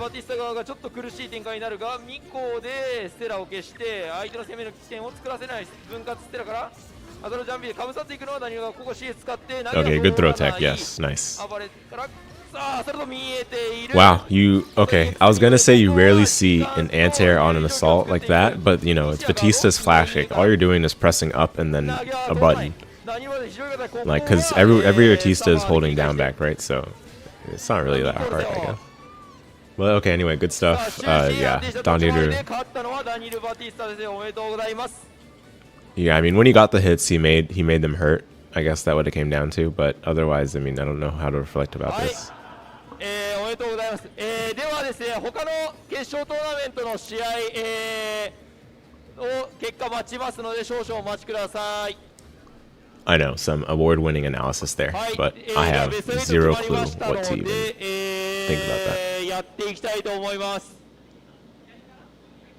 左からはい、まず、ベスト8、1回戦、ここから全部配信であります。ダニルさんと、RN 流星さん、準備の方お願いします。Said, what do you say? Daniru and Ryūsei? あ、すみません、決勝トーナメント、左側を1ピートしたいと思います。I do see Ryūsei, he went up, but I misheard. I might have misheard the first player. Let me skip a little bit.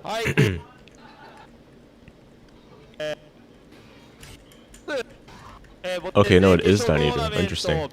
They're making him play back to back.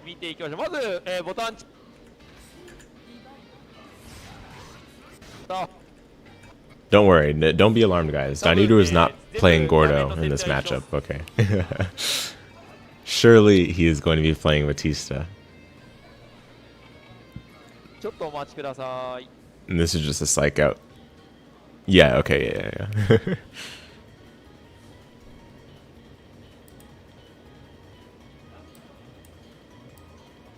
Alright, yeah, so Vatista versus Merkava. Maybe there's a bit more to talk about for this. Merkava is a very good character, I'm sure you guys know. Not very hard for him to get some openings, throw out some damage. Although, to be honest, his damage isn't really that high. It's more so his throw. His throw is a lot of damage. And then situations where he gets worms going, that's where the damage can kind of pile up. But overall, his damage is not really that high. At least off of ordinary hits. You can see Ryūsei is kind of... Oh wait, no, this is button check. Okay. I was about to analyze that neutral. My goodness, okay. That time I got psyched out. Alright, here we go. Hopefully this is for real this time. I guess I should have known. Daniru doesn't really pick that previous color. That's like a more needle color. I don't think Needle was in this tournament. はい、お願いします。じゃあベスト8ですね、1回戦、まず 1P 側、ダニール・バティスタ、2P 側が、流星メルカバになります。 Here we go. 見ていきましょう。まず立ち上がり触っていったのは Nice. Yeah, that was a good jump. You know, Merkava does fine in this matchup, really. It's Merkava, you know. He's got buttons for every kind of range. He's got some of the best air mobility in the game. The only issue is his walk speed, but you're not really gonna be using. You're not really gonna be walking with Merkava ever.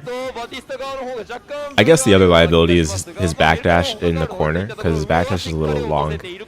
But you're also probably not going to be backdashing in the corner anyway, so it doesn't really matter. Like, think of it this way, right?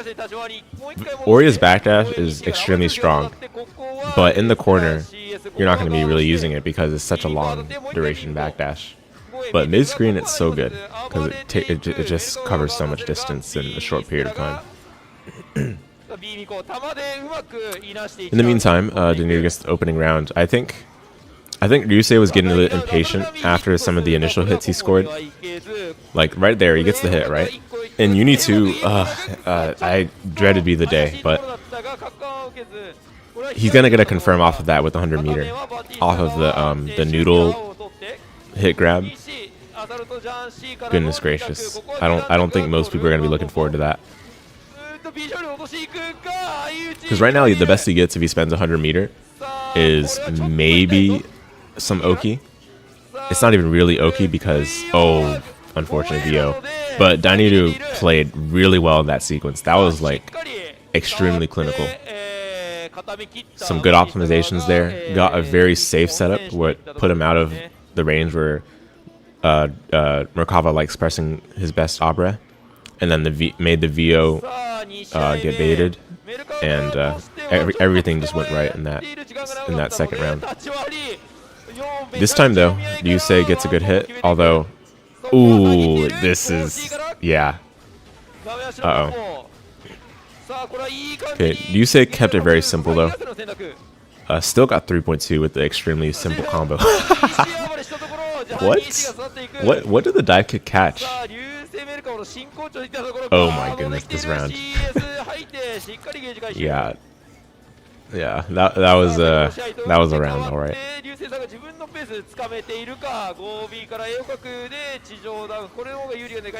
Oh, wake up dash blocking the buttons, and then looked like a charge partition B drill. I can't tell, or just really well buffered B drill.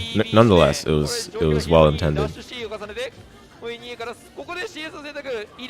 Alright, Fireball CS producing that bounce effect.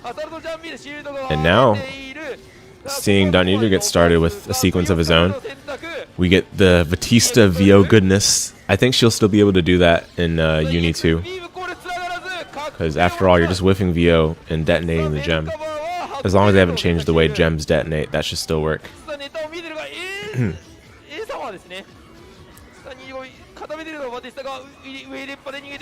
Yeah, and then even though the combo dropped earlier, Daniru maintained control. That's the most important part. Maintaining control in a disorderly situation. I think that kind of falls under the radar in a lot of tournament commentary. You gotta keep things well managed, even after like you do something like drop a combo. But this time, Ryūsei is the one that's probably going to get some Okizeme. You know, Daniru has CS, which is going to be helpful, but still has to sort of respect this nonsense, this worm nonsense. Although, that time it helped out a lot, because it gave him enough time to charge the flash kick and win back Vorpal with a subsequent hit. This is actually insane. This is really good for Daniru. Ooh, punish. Ah, missed the green shield. I am so glad that we don't have to green shield that move to punish it in UNI2. It's ridiculous. Oh my goodness, and that might be it. Yeah, he got it. Oh, no, he dropped.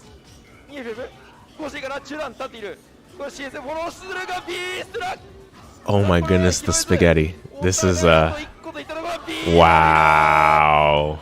Wow. That was a good match, though. I think especially game 2. That's where it was like a lot more back and forth. Produced the most excitement. But I think you know, at the end of the day, it came down to what I was just talking about, literally, which was maintaining control in disorderly situations such as after combo drops. And at the end of the day, Daniru managed to steal back some degree of tempo by making Ryūsei block. And I mean, let's be real. Vatista can play the game normally, right? But she can also just, you know, she can just fit in the B drill. No problem there. Impossible to react to overhead. Yeah, good stuff anyway. Let's see what the next one is. Okay, so we're going into top 8 now, it looks like. Or that was top 8. I apparently just didn't see it. So this is Ohittou Mawaru. This is some good stuff. Ohittou Mawaru, this is one of the marquee player head-to-heads in the COVID era of Uni. Both of these players have remained extremely active throughout the year 2020 up to this point. They both fiend online ranked.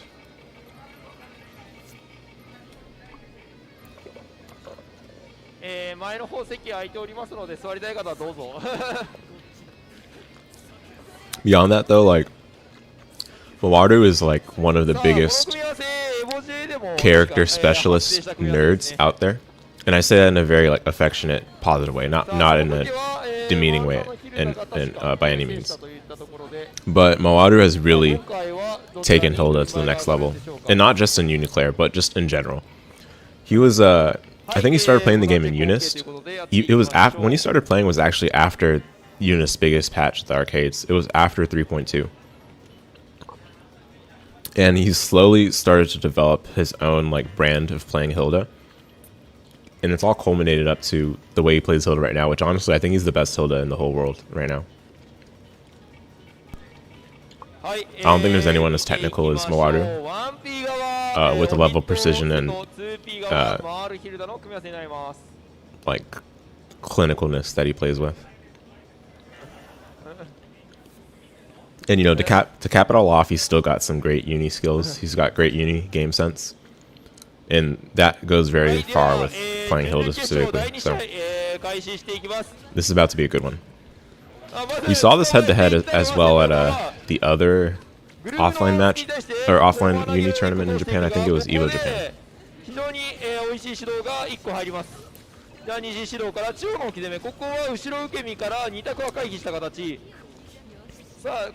CS 使ってヒルダ側がうまく攻め込んでいく。セット側としてもこの組み合わせそんなに無理はできないので、うまいことセグを巻いて立ち回っていきたいと。ここは CS 使うが、無敵技がないので素直にガード。上に逃げるのを抑止していきたいセット側と。Yeah, Ohittou is playing very safe, excuse me, right now. But somehow he lost the cycle there. Actually, I don't even want to say somehow. I think Mawaru made every effort to try to steal it back. Some jank there. But yeah, Mawaru made every effort to steal it back. He didn't give up on that one. Rewarded with some Vorpal. More importantly, he denied it from Ohittou. And now he's going to be able to finish off this round. Did not even need to spend the meter. So yeah, that was a great round. It was a bit of an attrition sort of round, if you look at it from Mawaru's perspective. On the other hand, I think Ohittou is kind of warming up to playing Mawaru in this exact moment.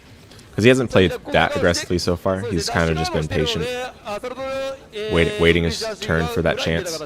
Although Seth does have to respect Hilda in neutral, so it's sort of natural. Although, here's a good opportunity to get things started. And that was a great adjustment on the route as well. It can be awkward when you use J6C when they're high up in the air. So he did his best to adjust it. Unfortunate. I think Ohittou had the right idea, the dash block, and I think he didn't realize that Mawaru set the gloom in the way it was set. I mean, of course, there's no way of knowing until the nails actually fall out. Some great Okizeme there. Yeah, again, Mawaru just knows exactly how to position himself to succeed with this character. A lot to learn from him if any of you are aspiring Hilda players, or if you already have played Hilda for quite a while. I mean, of course, you probably already know that he's a good player to learn from.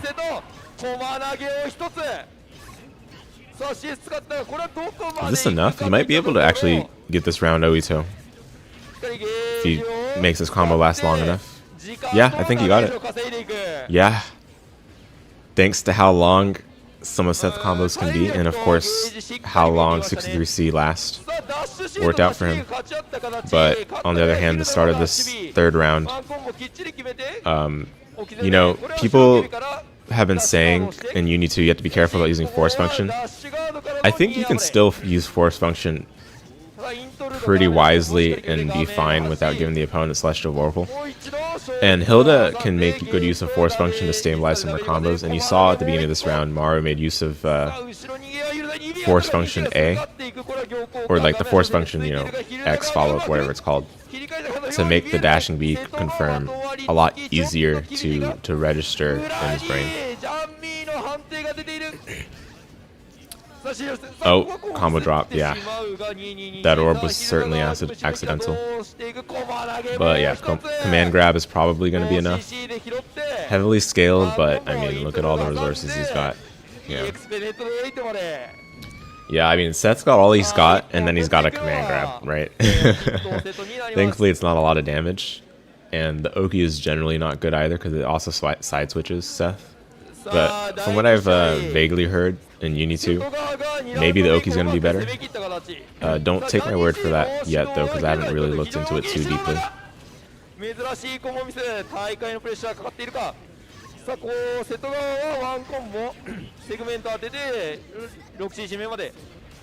Unblockable. You can tell that that one was an assured unblockable because of the damage. It did 1277 instead of the ordinary, I think, 1432 or whatever it is.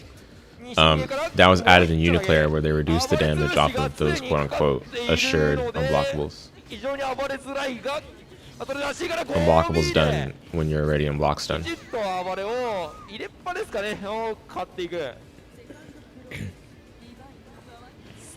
Maybe we should call them guard break unblockables, but I don't want people to get confused with grid break. So maybe okay, never mind. Maybe we shouldn't call it guard break, but I hope it's understood nonetheless.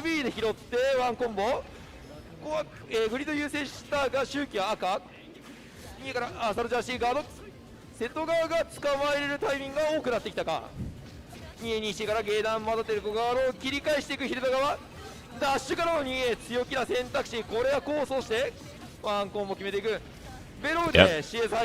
Yay, Vorpal strip into 50-50. Oh, and he's probably dead. Oh, no, he's choosing to keep his...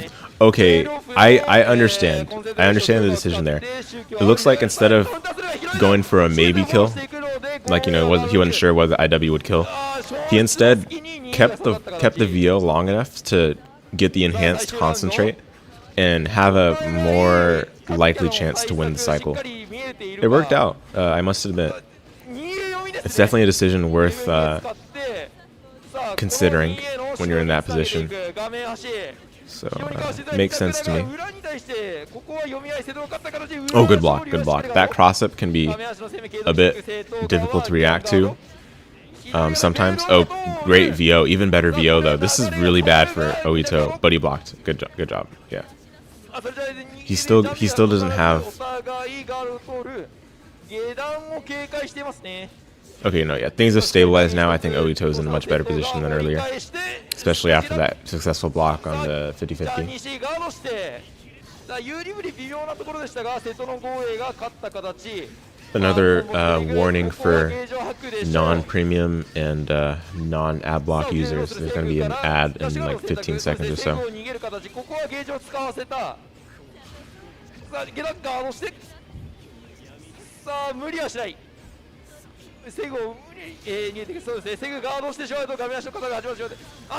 Yeah. That move has niche usage, but when it works, it is so good. Oh! Could he? Oh. Wow. Yeah. There were so many moments in that very, you know, in those very last seconds of the round where I was like, could this have happened? It's just hard to process it all that quickly. And I imagine even more so for the players. 上に飛んでうまくかわせていくのは瀬戸側。今回も瀬戸が捕まえると言われたが、 Oh, I love the jump air shield and the teleport. That's sick. But unfortunately, Mawaru's not in a good position here. In the corner. Almost no grid.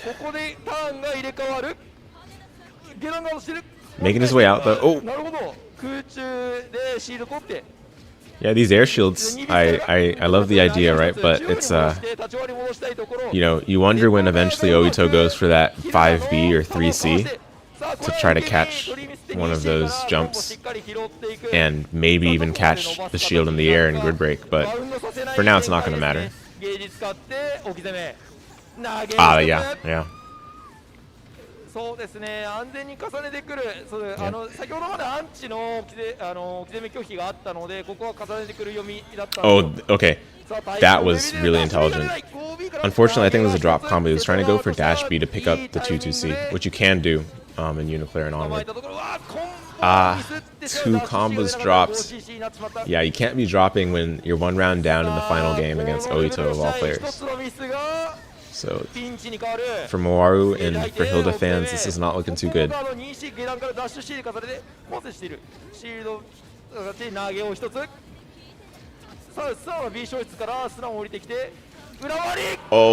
that,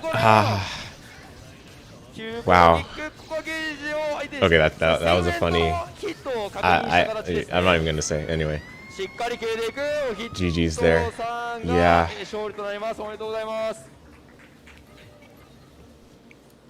Tough way to go down if you're Mawaru, but it was still well fought.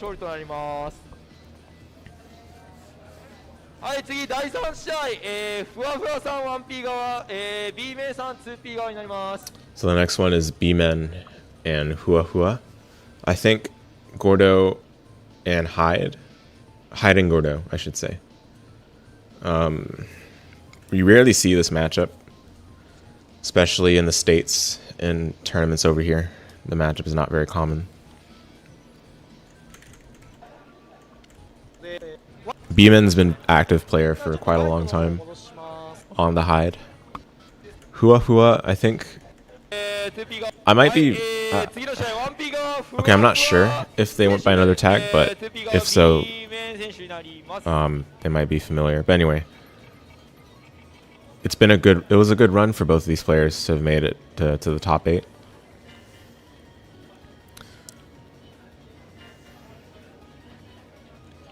I hear Hyde's got some fairly solid changes going into UNI2. I'm not too sure on the specifics, but I'm sure we'll see them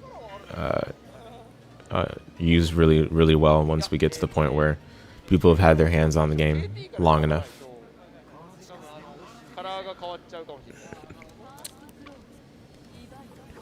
Okay, looks like they're button checking.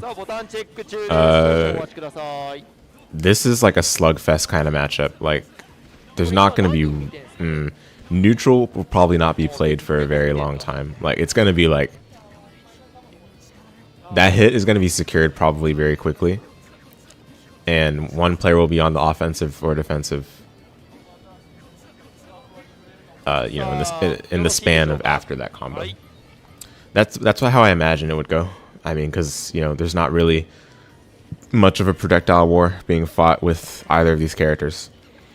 Hyde has to be a bit more judicious about throwing out fireballs because it's easy to shield. They're not very fast fireballs.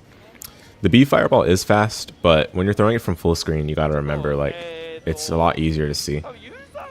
Not to mention, Gordo has the de facto anti-fireball tool in his moveset, being force function. So if B-Man isn't careful with throwing out the fireballs, that could be very dangerous for him. On the other hand, Gordo, I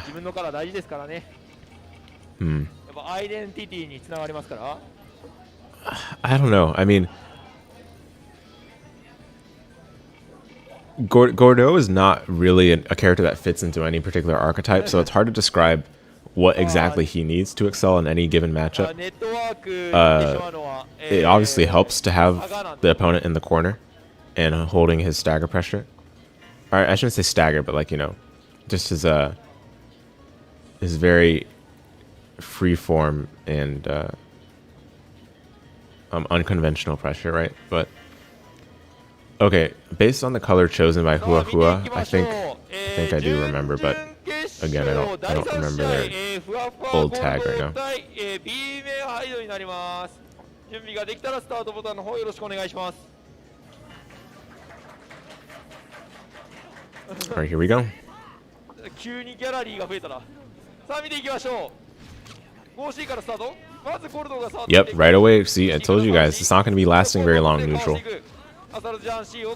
Hua Hua already putting on the more aggressive offense currently. I think B-Man just taking his time to understand the openings he needs to get. I mean, he got Vorpal already, so worked out pretty well. Good block. So, interestingly, for Gordo's 6B, the overhead that B-Man blocked, you don't even need to cancel it to make it safe. It's just safe straight up on block. Although I think if it's shielded, that's a different story, from my understanding. It might actually be punishable, or it might actually not be 100% safe on every character without canceling it. But that, you know, that's character dependent, and that's also kind of spacing dependent too. Let me check to make sure that might as well. But yeah, nonetheless, it's been a good start offensively for Hua Hua.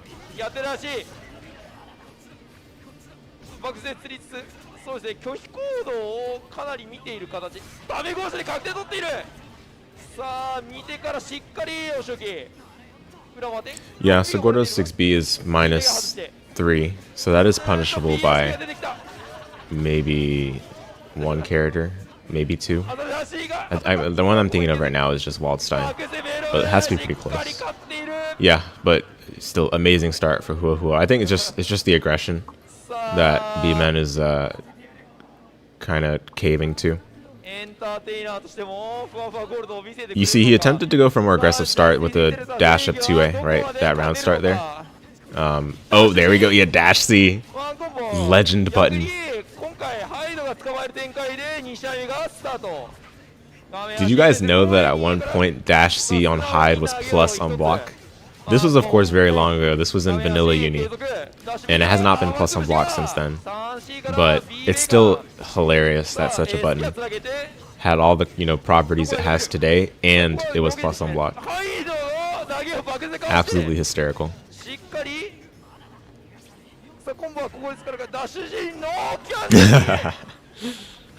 Maybe dash D is the key that B-Man needs to unlock this door. Ah, okay. Wait a minute. Oh no, never mind. Okay, never mind. No, that was just round start Grim Reaper. That's pretty standard. Uh-oh, no.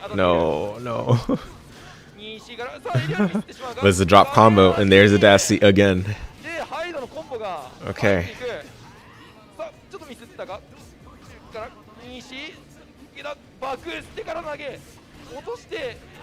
Ah, yeah. Yeah, that reset is it's tricky. That's the best way to put it. It's something that'll work like maybe once, and then, you know, you can't rely on it working again. Vanilla Hyde is the only thing I can think of when Hyde's dash C is referred to. Yeah. You know, I'm so glad that French Fed has grown from those days, because a game like that would not fly in 2023. Dear me. It's amazing to think that people played that game competitively in 2012. 2013 as well, of course. But yeah. Also, what's up, Artis?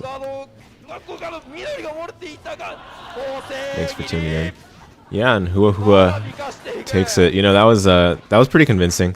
I think B-Man, I mean, like, when he got going, it was off of dash C, let's just be honest. And apart from that, it was pretty difficult for him to assemble, like, coherent offense. But that's how the matchup seems to go. I'm not surprised that it, you know, played out the way it did, because these are just both sluggy kind of characters. But yeah, good stuff nonetheless to Hua Hua. I think this is top 4 now. No, top 8 still. Okay. So Knots, here we go. The debut on stream.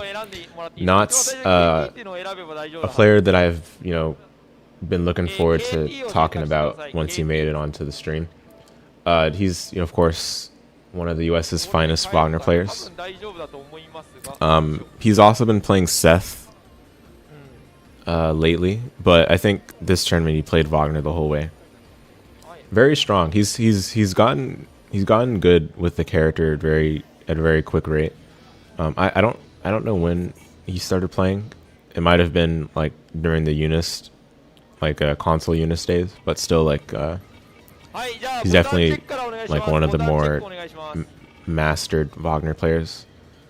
And he had a very strong performance at Stormy Night 2 weeks ago. On the other hand, Ryu, Oria, like I would say he and Nishine are like the best Orias in Japan.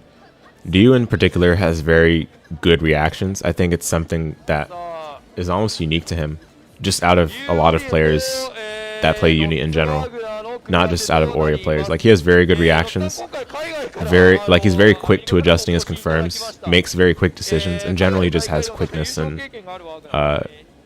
like decision speed that I think allows for him to succeed at a lot of these matches. And on top of that, of course, he has strong understanding of the game of Uni. He's technical with Oria, and he oftentimes has some surprising defensive reads that catch a lot of players off guard.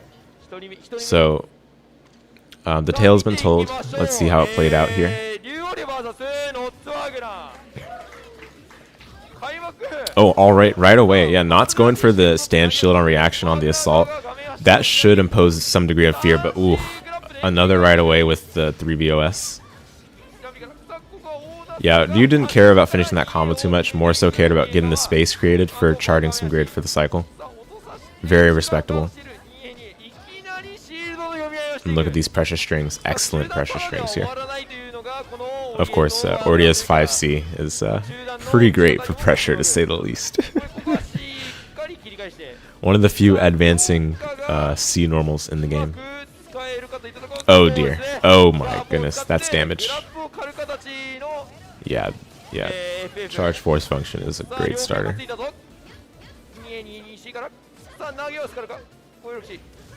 Yep, there it is, the dash 2A. It's just the timing that is so hard to be present in mind of. Good blocks, yep. Oh, and a throw. I was surprised at that actually. I thought Ryu would go for JA, which is not unusual for an Oria player in that point blank post CS RPS. But there went for just the throw, layer 1. And it was well intended.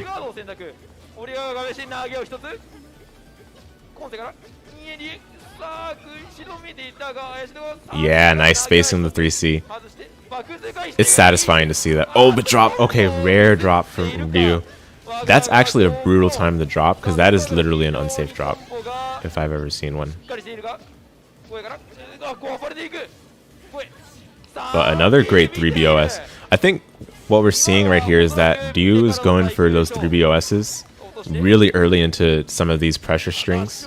So it's gonna catch the other player a bit more off guard than perhaps it would in other instances.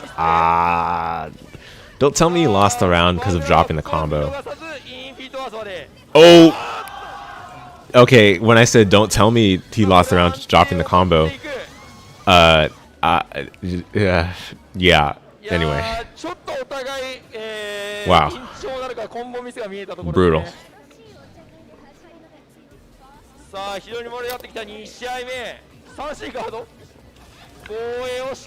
Amazing 5A. Oh, okay, there. I think Ryu was doing 3BOS, but for whatever reason, maybe he did it either too late, or it came out as 2B. I'm not going to rewind to frame by frame it, but I'm sure once this VOD goes up, because this VOD will go, well, not this VOD, this section of the stream will go up in a separate upload as well. I'll be able to see the playback and make sure that that was indeed a mistimed 3B. I mean, those of you that are watching live can also just rewind right now and see it for yourselves if you're curious.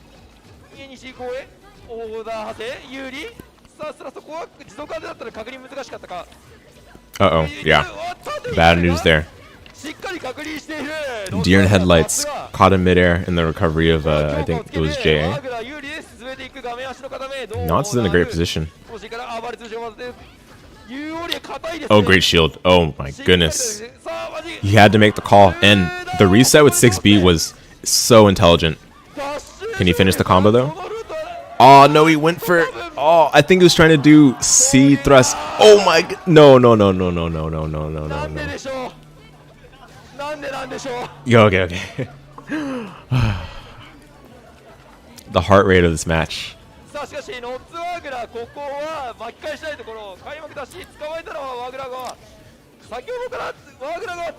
Honestly, this is the least fast-paced Ryu Oria match, though. It tends to be like this when he plays. It's funny because I say fast-paced, right? And we've had a timeout, I believe, or at least 2 rounds where I could think of it was close to being a timeout. So it's always interesting that guard thrust. We'll talk about the guard thrust towards the end of the stream when we get to discussing some of the UNI2 changes. I am new. Hey, what's up, Studzy? I'm new to fighting games, but I don't like using a pad. I mess up inputs constantly. Considering getting a leverless controller, do you think that's a good option for games like this? So the best answer to this, and I mean this genuinely, please don't take it like I'm like you know, answering in a very demeaning way. But whatever you are comfortable with is the best controller for you, for whatever game you play. Uni is a game where you can absolutely be successful with any method of control, whether it's leverless, whether it's pad, whether it's arcade stick. Several players have been successful regardless of the method of play. Just get good, kid. I mean, you can think of it that way, sure. I mean, part of it is just comfort. It's all about comfort at the end of the day. I don't think any particular controller poses an advantage other than the fact that on most leverless controllers, it's easier to dash block most optimally. And that's, like, I'm going to admit, that's not a small component by any means of playing Uni dash blocking, that is. So that is significant enough, right, to mention it. But at the same time, right, you still have to just be comfortable with whatever you're using. You'll see some people play arcade stick still, just because that's what they're used to, that's what they're comfortable with. And dash blocking, again, it's just one element of playing the game. But yeah, whatever you're comfortable with is the best for you. But it is certainly worth mentioning that faster dash blocks with leverless controllers does make a difference.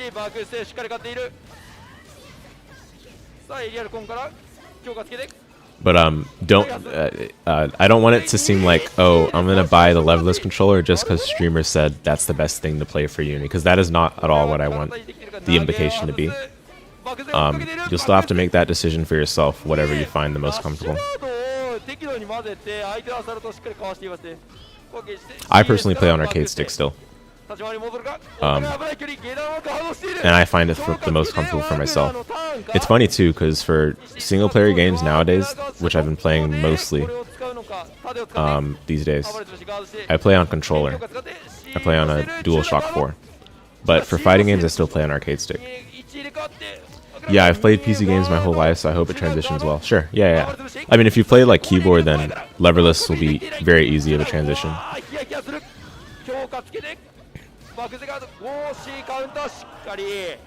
Wow, so Knots has been bringing it back. I mean, giving him more time to get accustomed, acclimated to playing against a player like Ryu, I think definitely goes in Knots' favor. And, you know, we think about Wagner, her pressure. The more you're under it, the more you're going to see even the likes of Ryu Oria crumble to it. But, yeah, that was excellent Abre. Oh my god, yeah, Knots mashing with conviction, but unfortunately dropped combo. Both sides. Again, the heart rates must be so up during this match. It's crazy. But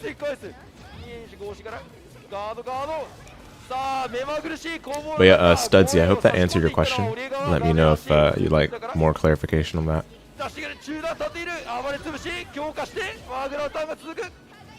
Oh, whoa, what? Sometimes you can just point blank shield buff or point blank sword buff and get away with it. That's high level play for you guys. Ah, yeah, Knots. I am very confident that Knots was mashing that 5A, and it unfortunately matched his 5A harder, I guess.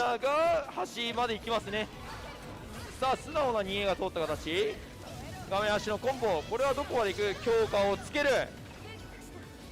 投げ一つ。さあ、こうなると苦しいが、折りどうか。Oh no. Yeah, this is a rough position to be in the final round of the set. If you're Dioria. Oh, he's dead! Wow. And that's how it played out. I mean, Knots going into top 4, that's his ticket. Back of a perfect, right? Like, that. I think that was probably one of the best matches in the tournament. I mentioned earlier the match with, I believe it was Ohittou and Mawaru, but this match had it all. It had the high heart rate inducing, pressure back and forth. It had the slop, it had the spaghetti, and it had the outright steamrolls. So I think that was a very well told story through a 2-1 set. Alright, so I'm going to let this play a little bit. I'm not going to skip the whole thing. We do want to absorb the ambience. But at the same time, this is just tournament analysis, so I don't want it to be too lengthened. We're at 210 right now. We're 224 into the VOD. I think we're doing okay. I mean, again, I'll be here for quite a while. We'll watch as much of it as we can. I blocked out most of this day to be able to watch this. And for those of you that stick around, you'll be rewarded with streamers' thoughts on UNI2.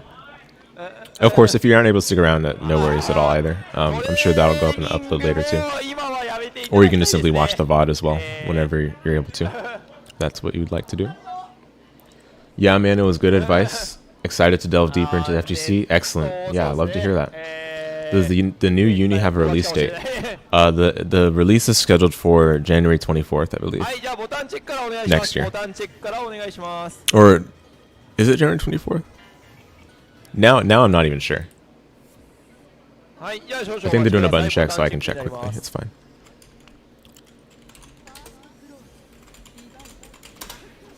January 25th, pardon me. There we go. January 25th.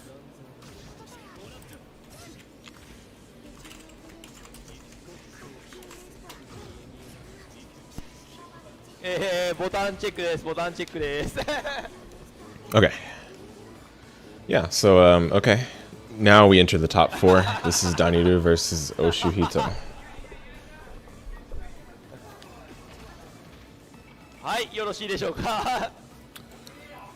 Some of the very best on their respective characters. I'm sure most of you have heard of Ohittou by this point. Daniru, also a very skilled Vatista. Perhaps the most technical and well-practiced Vatista remaining out of the active Vatista players in Japan.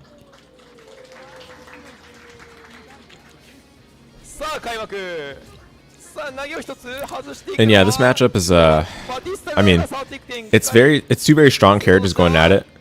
And I don't believe either character to have a particularly strong advantage in neutral, especially since Vatista has to charge her inputs and Seth has very good mobility to dodge things, as you just saw there. But I do think the gems become the equalizer, at least for the time being. We'll probably see a difference with that in UNI2, given that the gems are destructible. But first, good hit goes to Ohittou.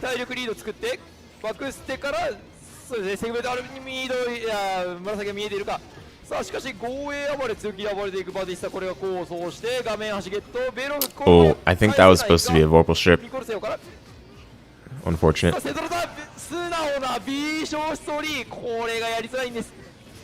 And that's probably all she wrote. Indeed. ノーゲージで倒しきる。1ラウンドを取っていくのは瀬戸川。 Yeah, didn't even need to spend meter. さあバティスタがどう修正していくか。 Yeah, the gems might be the real issue for Seth in this matchup. I think otherwise it's very manageable. Perhaps an even matchup, dare I say. I'm not sure how the Seth and Vatista players view this one. Probably take their word for it if there's an opinion out there already.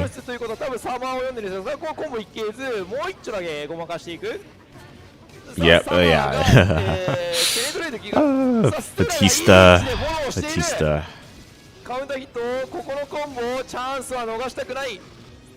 Good block. Good block.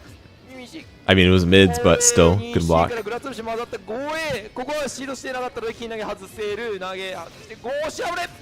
a 5C. Is this dead?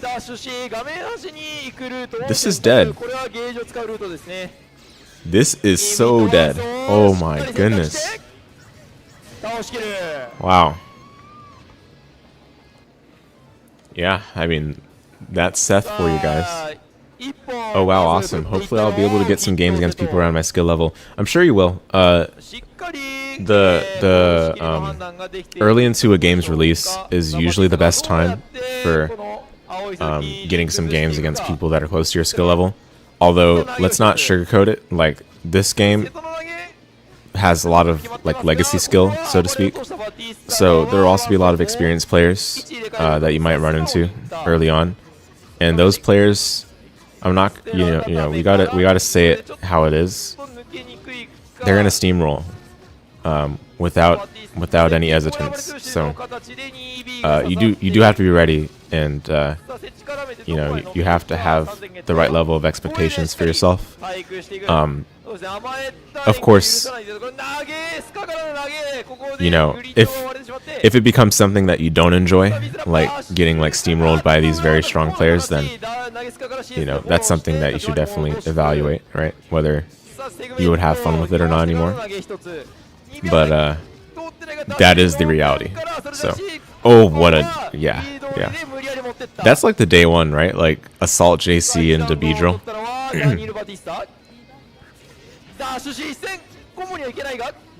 Trial by fire, exactly. Yeah. But it's okay. I mean, that's how fighting games are. It's not unique to Uni. Although in the modern day and age, where we see a lot of these games doing their very best to do what they think is catering towards new players, when in reality, all it's doing is removing the things that high-level players need in order to absolutely destroy new players, right? Or at least, you know, things that make it much easier for high-level players to do what they do to win, because, you know, there's less for them to do, right? Or at least that those things are easier. So, something like that. Anyway, I'd rather not talk about it, to be honest, but you get it. What's up, Raxi? Yeah, I had to hold L's during the beta, but actually net playing helped me learn so much. That's really good to hear. Yeah, I mean, all these players also started out from somewhere. You have to realize that. And I really wanted to convey that through another player profile. If you guys have already watched the Ohittou player profile I did, I spent a lot of effort on that video, and it really, you know, I'd really appreciate it if, you know, if you haven't already given it a watch. I think it's the best video I've ever done. So, you know, I rarely talk about, you know, my own videos in that regard, but I think that one is definitely one worth watching if you haven't already. But, you know, it's kind of cool to see like where these players first started, because they also started from places where a lot of people start nowadays. From, you know, very humble beginnings, getting used to their character, dropping a lot of combos, but still learning a lot, you know. Mind you, this was a different era of playing the game. This was like kind of the arcade era for many of these players, right? But even so, I mean, there's still a lot of new people playing the game to this day, and they go through the same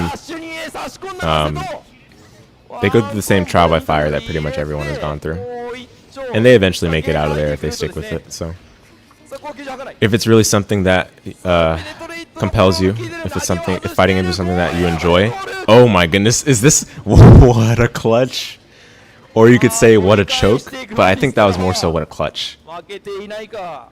Wow. So just one more game, he's gonna hang in there. Daniru is.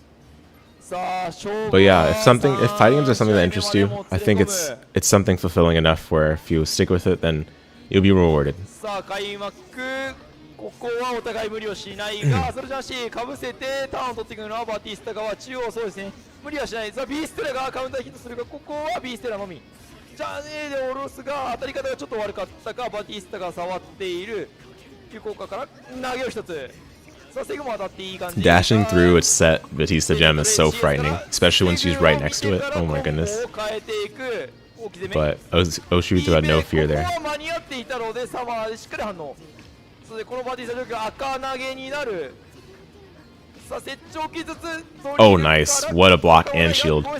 You have, okay, you don't have to shield there to punish it, but it makes it so much easier to punish it when you shield the second part of Vidro. な投げ一つさあ空中でセグを置いて一旦お互い設置物を置いて落ち着いたところセットが捕まえてしっかりアサルト見ている Oh, yeah, I saw that. Yeah, Ohittou was buffering 3C, as, you know, Seth players usually do. It doesn't look like it came out favorably for him, though. And all of a sudden, wow. It went from Ohittou, like, on the precipice of locking in his grand final spot, to now, he's on the back foot going into round 2 of Game 3. Oh, how the tables have turned. Ah, wow. That's actually very hard to catch. That was a very abrupt jump into the air and block on the orb. Ohittou had to basically essentially run up with 5-8 right away to get that unblockable. But he did. Alright, set play. Well accounted for by Ohittou. Kept calm, and I think this should be dead for this round. Indeed, and it's going to be a lot of meter too. 56 meter going into the final round. Very nice. さあだしここは当たらず立ち回り戻るグラツブシャガードビーステラガード立ち回りさあお互い瀬戸が詰めていくので Yeah, Ohittou is playing very aggressively so far this round. He opened with a dashi, as the commentator noted, and even afterwards he was aggressively setting orbs towards the other side of the screen where Vatista was not, so that he could eventually make his way in. I mean, of course, that's how Seth has to play neutral pretty much, or should play neutral rather.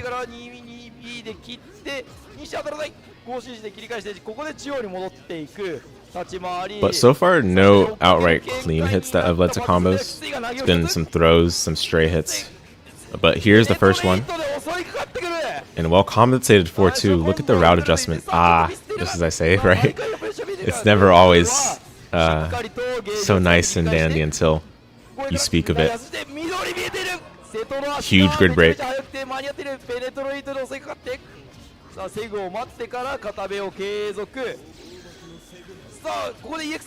Yeah, set the EX orb. Oh. Wow. Yeah. I think the grid break didn't help things, but let's be real, like, if you're just coming off of grid break when Seth sets the EX orb, you're in some degree of trouble. And it put Daniru in a position where he was respecting very deliberately. And in order to make good use of seeing a green shield in that instance, you do have to dash into them, like a deep dash, like Ohittou did there, to make sure that the EX orb projectiles don't actually connect into the green shield. And that's what allowed for Ohittou to grid break throw at the end there. So another excellent match. It really could have gone either way, but it did look pretty solid for Ohittou the moment he secured that last round in game 2. So this is the second match of top 4, Knots and Hua Hua.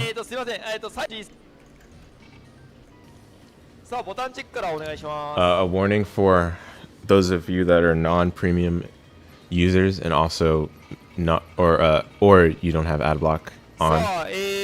There's going to be ads in like 40 seconds or so. So just get whatever you need ready if you don't want to see the ads, or you can just skip them when they come up. まあとりあえずボタンチェックしましょうか。 I think the ad should finish before the match starts, so I don't think I need to do any fancy delaying, but it should be fine. さあお互い多分初対戦でしょう。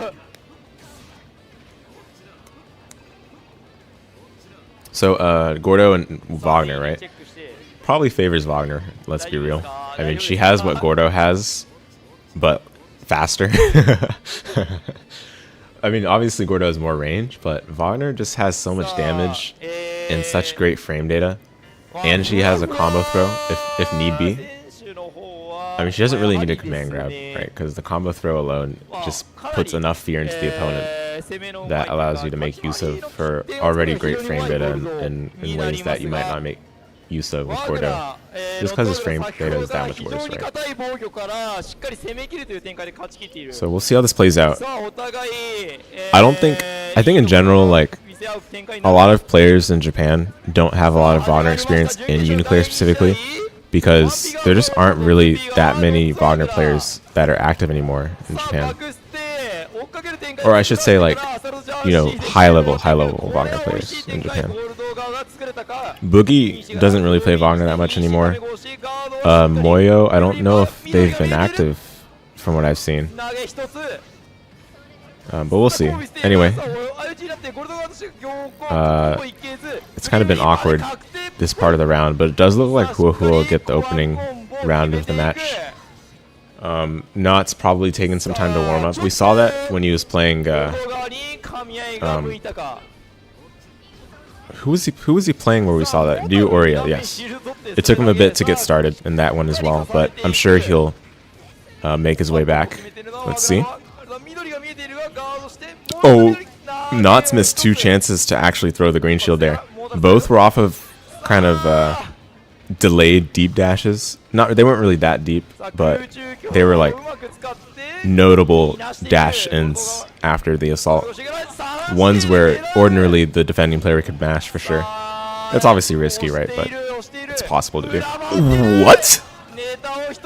I got so hit. How did that? That was like some vanilla uni cross under right there. Oh my goodness, how did that work? Wow. A great moment to pull that out though.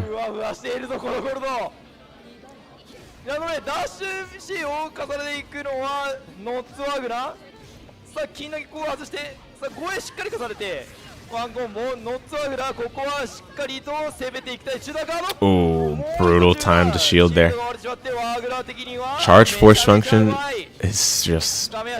Oh, he didn't go for a very damaging route, but it doesn't really matter. It looks like he got the next hit. This might be over this round. One more. I think it was possible for Knots to kill, although it's not going to matter. He in fact, sometimes it works out because you can get away with getting another hit later on and keep all your meter.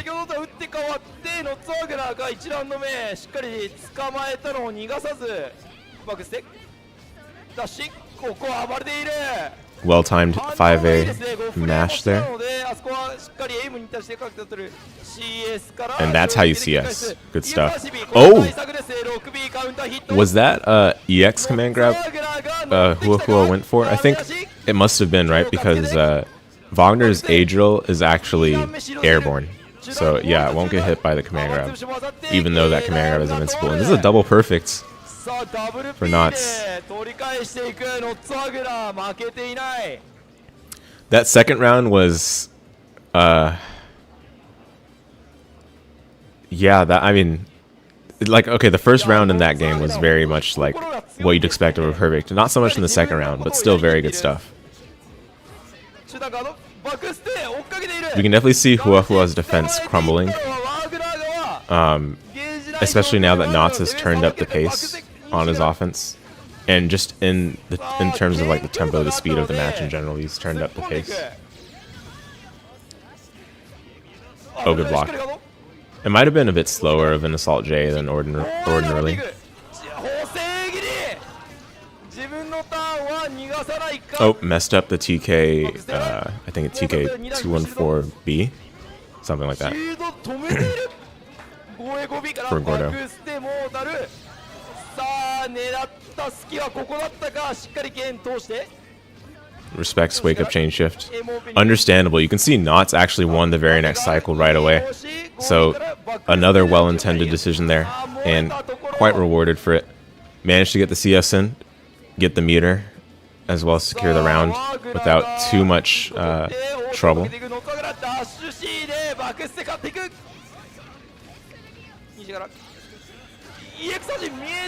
I think that was an assault on reaction. Well done.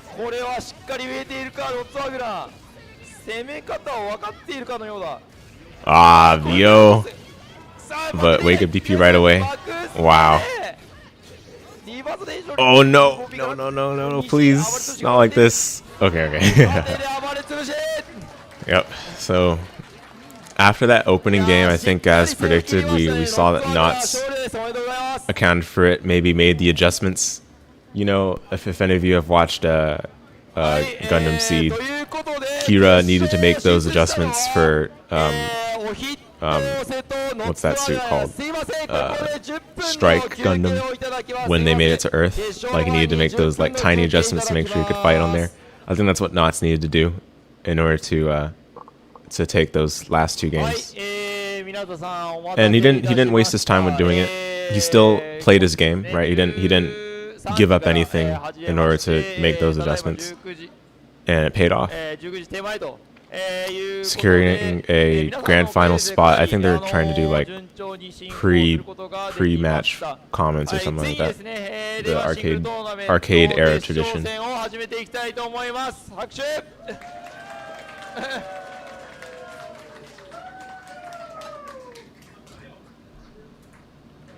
はい、ということで今回はですね、決勝進出は2人に、入場演出とともに入場していただきたいと思います。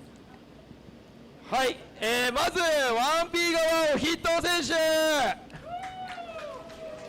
手。はい、皆様ご存知千一といえばこの男。くしくもですね、日本対決となった決勝、日本一のやり込みを見せられるのかといったところですね。よろしくお願いします。では続いて 2P 側ノーツさあカリフォルニアから来た資格ワイルドカードから決勝トーナメントを勝ち上がり今日一番勝っている男です。さあタイトルに手が届くのか注目でございます。よろしくお願いします。 Let's go Knots. はい、それではですね、お二人に決勝前に、インタビューをいただきたいと思います。ここまで来てもらった方がいいかな。すいません、じゃあYeah, seeing this just definitely makes me miss the arcade tournaments that were happening for UNIST back in like 2017, 2018.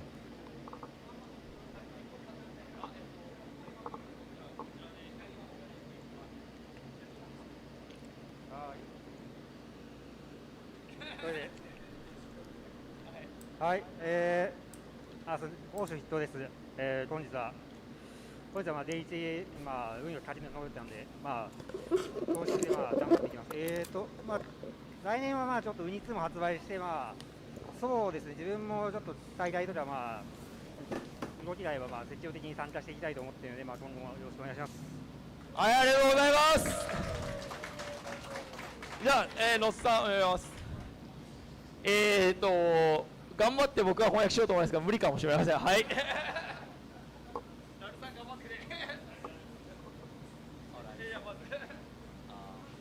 Hello everyone, thank you for having me. I'm really excited to play all of you guys. I'm a little shy, so if I'm watching behind you guys, it's because I want to play, but I'm just too afraid to ask. Also, thank you to everyone who enjoyed the art on my hitbox.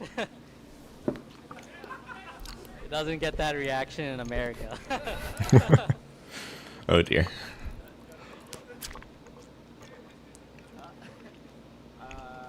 こんにちは。よろしくお願いします。僕はシャイだからぜひ対戦しましょう。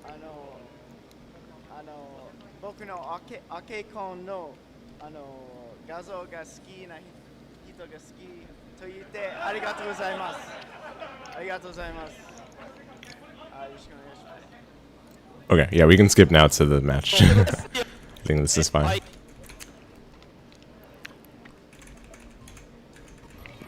But yeah, this is the final. I think it was first to 3. So plenty of time for adaptations, for conditioning. So it allows this to be as pure of a uni slugfest as possible. Of course, Ohittou, nowadays not unfamiliar with this environment, this stage. Not's probably the same way, to be honest, but of course he's not playing on home turf, so that could or could not have been an element. But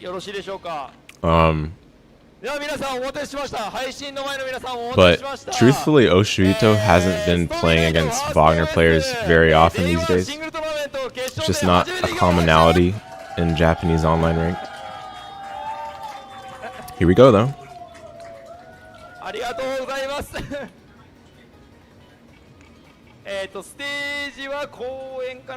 Shoutouts again to Ripu.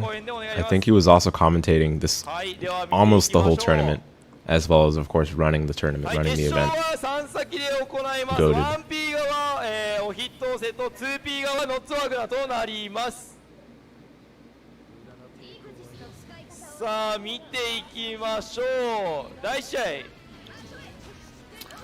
So here it starts. Yeah, like, in my opinion, Wagner's neutral is not the most amazing, but truthfully, it's not like she needs to cover that much space for suddenly neutral to be like out of the question, because her range is so good. And if you can just create a little bit of space for yourself for like a greedy shield buff or like even a sword buff, because both of those work really well for enhancing respective moves.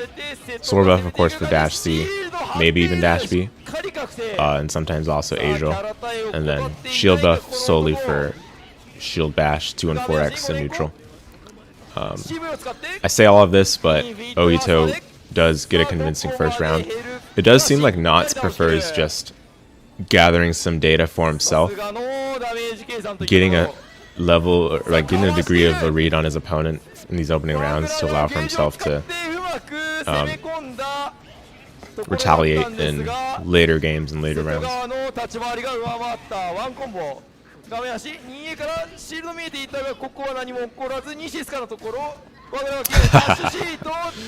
Yeah, Wagner's dash C. Goodness gracious. And then Vorpal strip. Was that a Vorpal strip?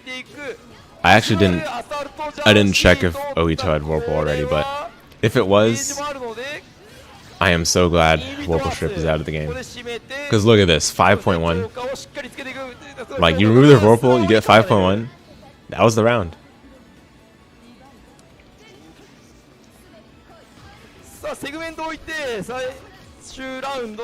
VO is just, at least specifically VO on offense, especially in the situations you use it for Vorpal stripping. It's just such high reward, low risk. It's insane. I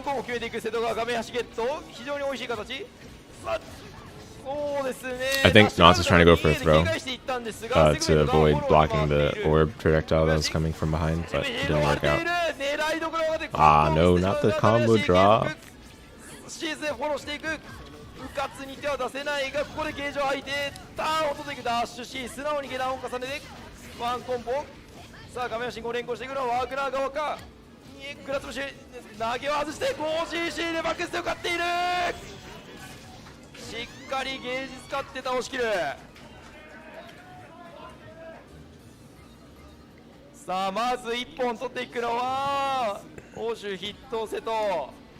So I think Knots mentioned in the interview following the tournament that he realized, no, sorry, this wasn't an interview. This might have been on Discord, actually, like in the Uni server. I think he was talking about like how he realized he could win. Like, you know, of course, it's like when you're facing Oshirito, it's like, oh my goodness, it's Ohittou, right? But when I guess Knots realized like when he was playing him, they're like, man, I can actually put up a good fight here. I think that's when he started flipping the switch, playing more aggressively, doing things a bit more haphazardly, like that, like what you just saw, literally. In an attempt to catch Ohittou off guard, because that's really what you have to do to beat him.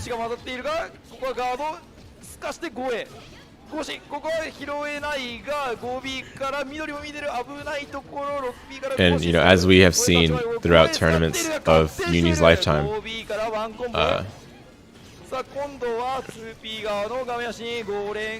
even the giants can be slain.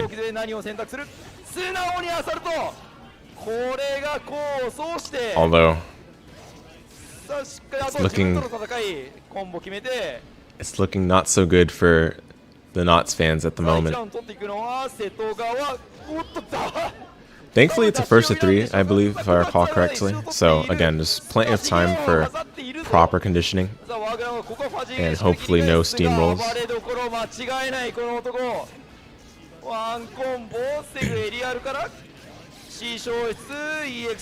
But both of these characters have so much damage.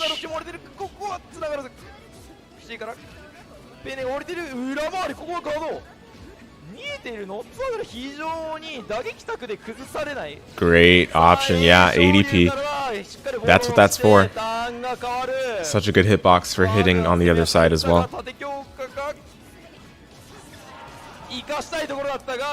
But even better, JA combo from Ohittou.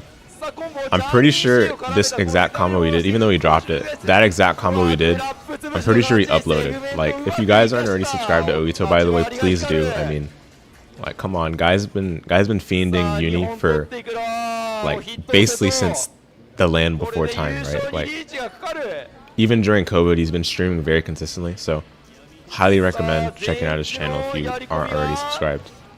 But I think he had an upload for like the JA combo that he just did. I don't remember when, because it's been some time.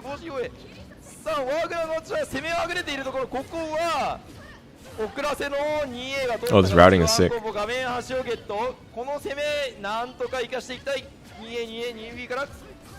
Oh. Huh.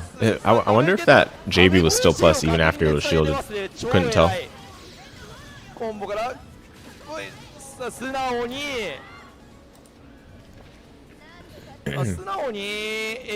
Still a good round from Knots. I am not sure if that was a gamble or maybe a misinput. It's hard to say. Oh, yeah. 226 Sioki. I don't think Ohittou timed the B dive in time. Or maybe he was actually spaced not properly. Because sometimes that can happen, and it'll cause it to like land right in front of the opponent, even if they're still jailed in place. So that might have actually been what happened.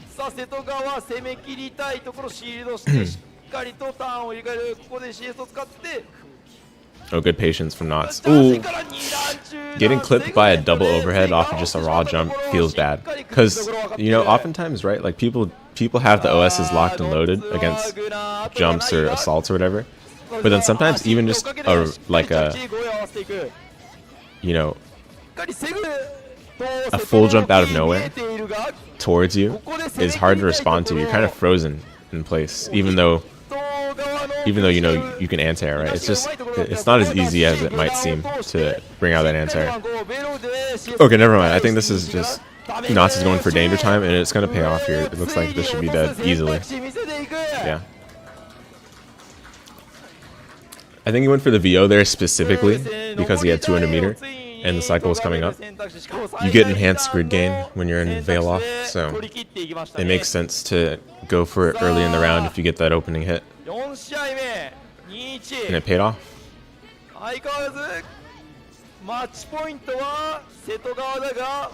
Nice shield, excellent. Knots was fully ready for that.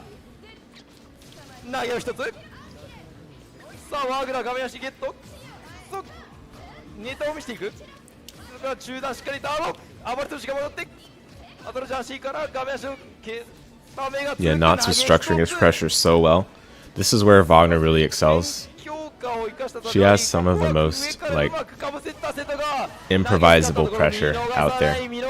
Not just with stagger timings, but with how many buttons you use in a string, or how many buttons are even allowed during a string, while still being within the spacing necessary for those buttons to connect. And the fact that she has just fast buttons on average really helps with that as well. Her 5A is insane. Her 6B is good too. I think people do talk about it, of course, but it definitely doesn't get the full degree of credit that it should. It also makes hit confirms rather easy. So much so, I mean, didn't they have to nerf the amount of frame advantage you get off of 6B when you rebeat it? I think that was nerfed in UNICLR. It used to be plus, I believe, or even something like that. It used to be something that was better than what is in UNICLR right now. Anyway, great round again.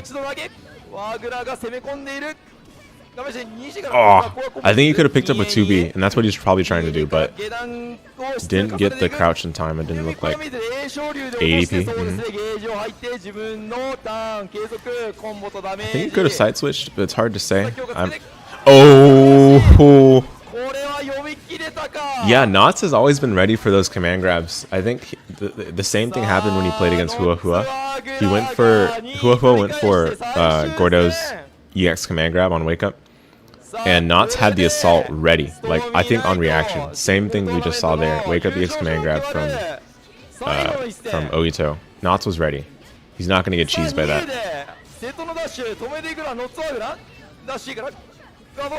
Oh, brutal grid break if you're Ohittou.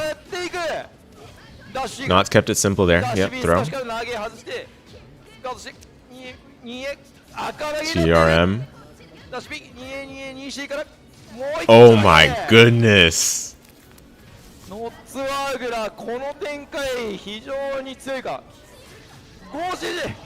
Oh, but yeah. In the corner already. I mean, I think this is okay, maybe. Oh no, okay, maybe not. Nah, yeah. I was gonna say, I think Knots is still fine because he can win the cycle. Plus, he has all the meter he needs to get something started. But now, yeah, especially with that as well. This might be an exchange of perfects. Should be, I think. You can kill. Yeah, just going for IW makes sense. So a handshake of perfects. You've got to be kidding me. Final round of final game. Grand finals. Two players from completely different regions. And of course playing completely different characters.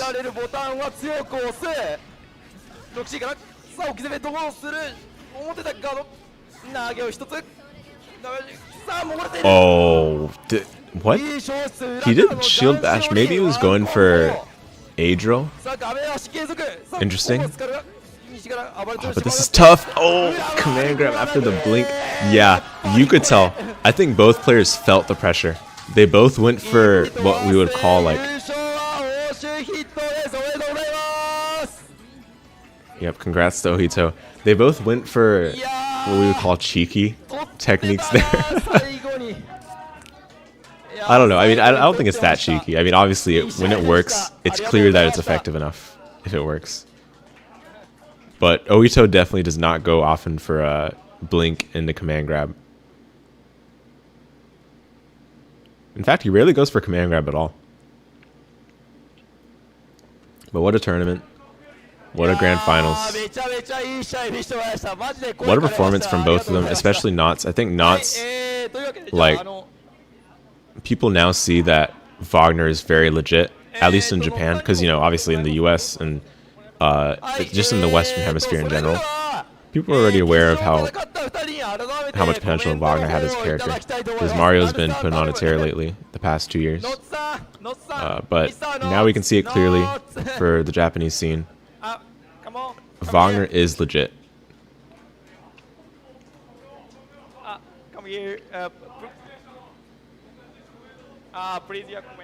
Still though, Ohittou getting a very very solid victory for himself. It's got to feel good. That was really rough, but I had a lot of fun, and I'm actually a big fan of Ohittou. I watch most of his streams, even though he streams pretty early for me. But yeah, I'm glad I was finally able to play him. Yeah, sick. Yeah, if you don't watch Ohitou's streams, a lot to learn from them. Plays against a lot of different players online ranked. 私はおひろの大ファンです。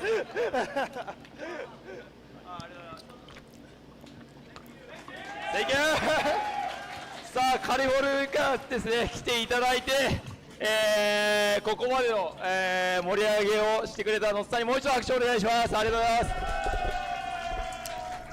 On the other hand, Ohittou, it's been a while since he's won an offline uni tournament.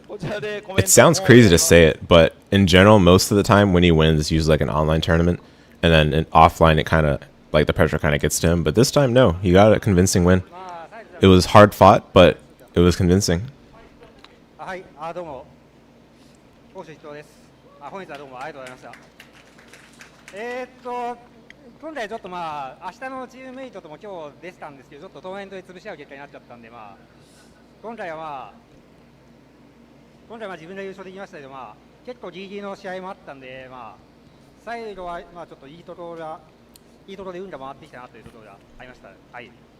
明日の水曜も頑張りますんで、よろしくお願いします。All right, awesome. Okay. はい、コメントいただきました。ありがとうございました。Yeah. 2日間の優勝は今日優勝したやつしか狙えないので、明日も頑張っていただきたいと思います。それでは、前の方でですね、デイワン主催、ミシェルさんに渡します。はい。はい、はい、それでは、これより表彰式を行いたいと思います。今回ね、賞金は優勝者にしか用意してないので、表彰されるのは Okay. We probably have to watch this part, but なりますので。So there's another part, which is the 3v3. It happened on a separate day because the singles tournament basically took the whole day in their schedule. They accounted for that. But we'll go ahead and watch the 3v3. We're almost 3 hours into a stream, but I don't mind. We'll still finish what we can. In fact, we'll finish all of it still. And I've got a lot to talk about for UNI2 as well. So this will be a long stream. But yeah, I think we can skip this. You guys can watch on your own if you'd like to see the very tail end of it.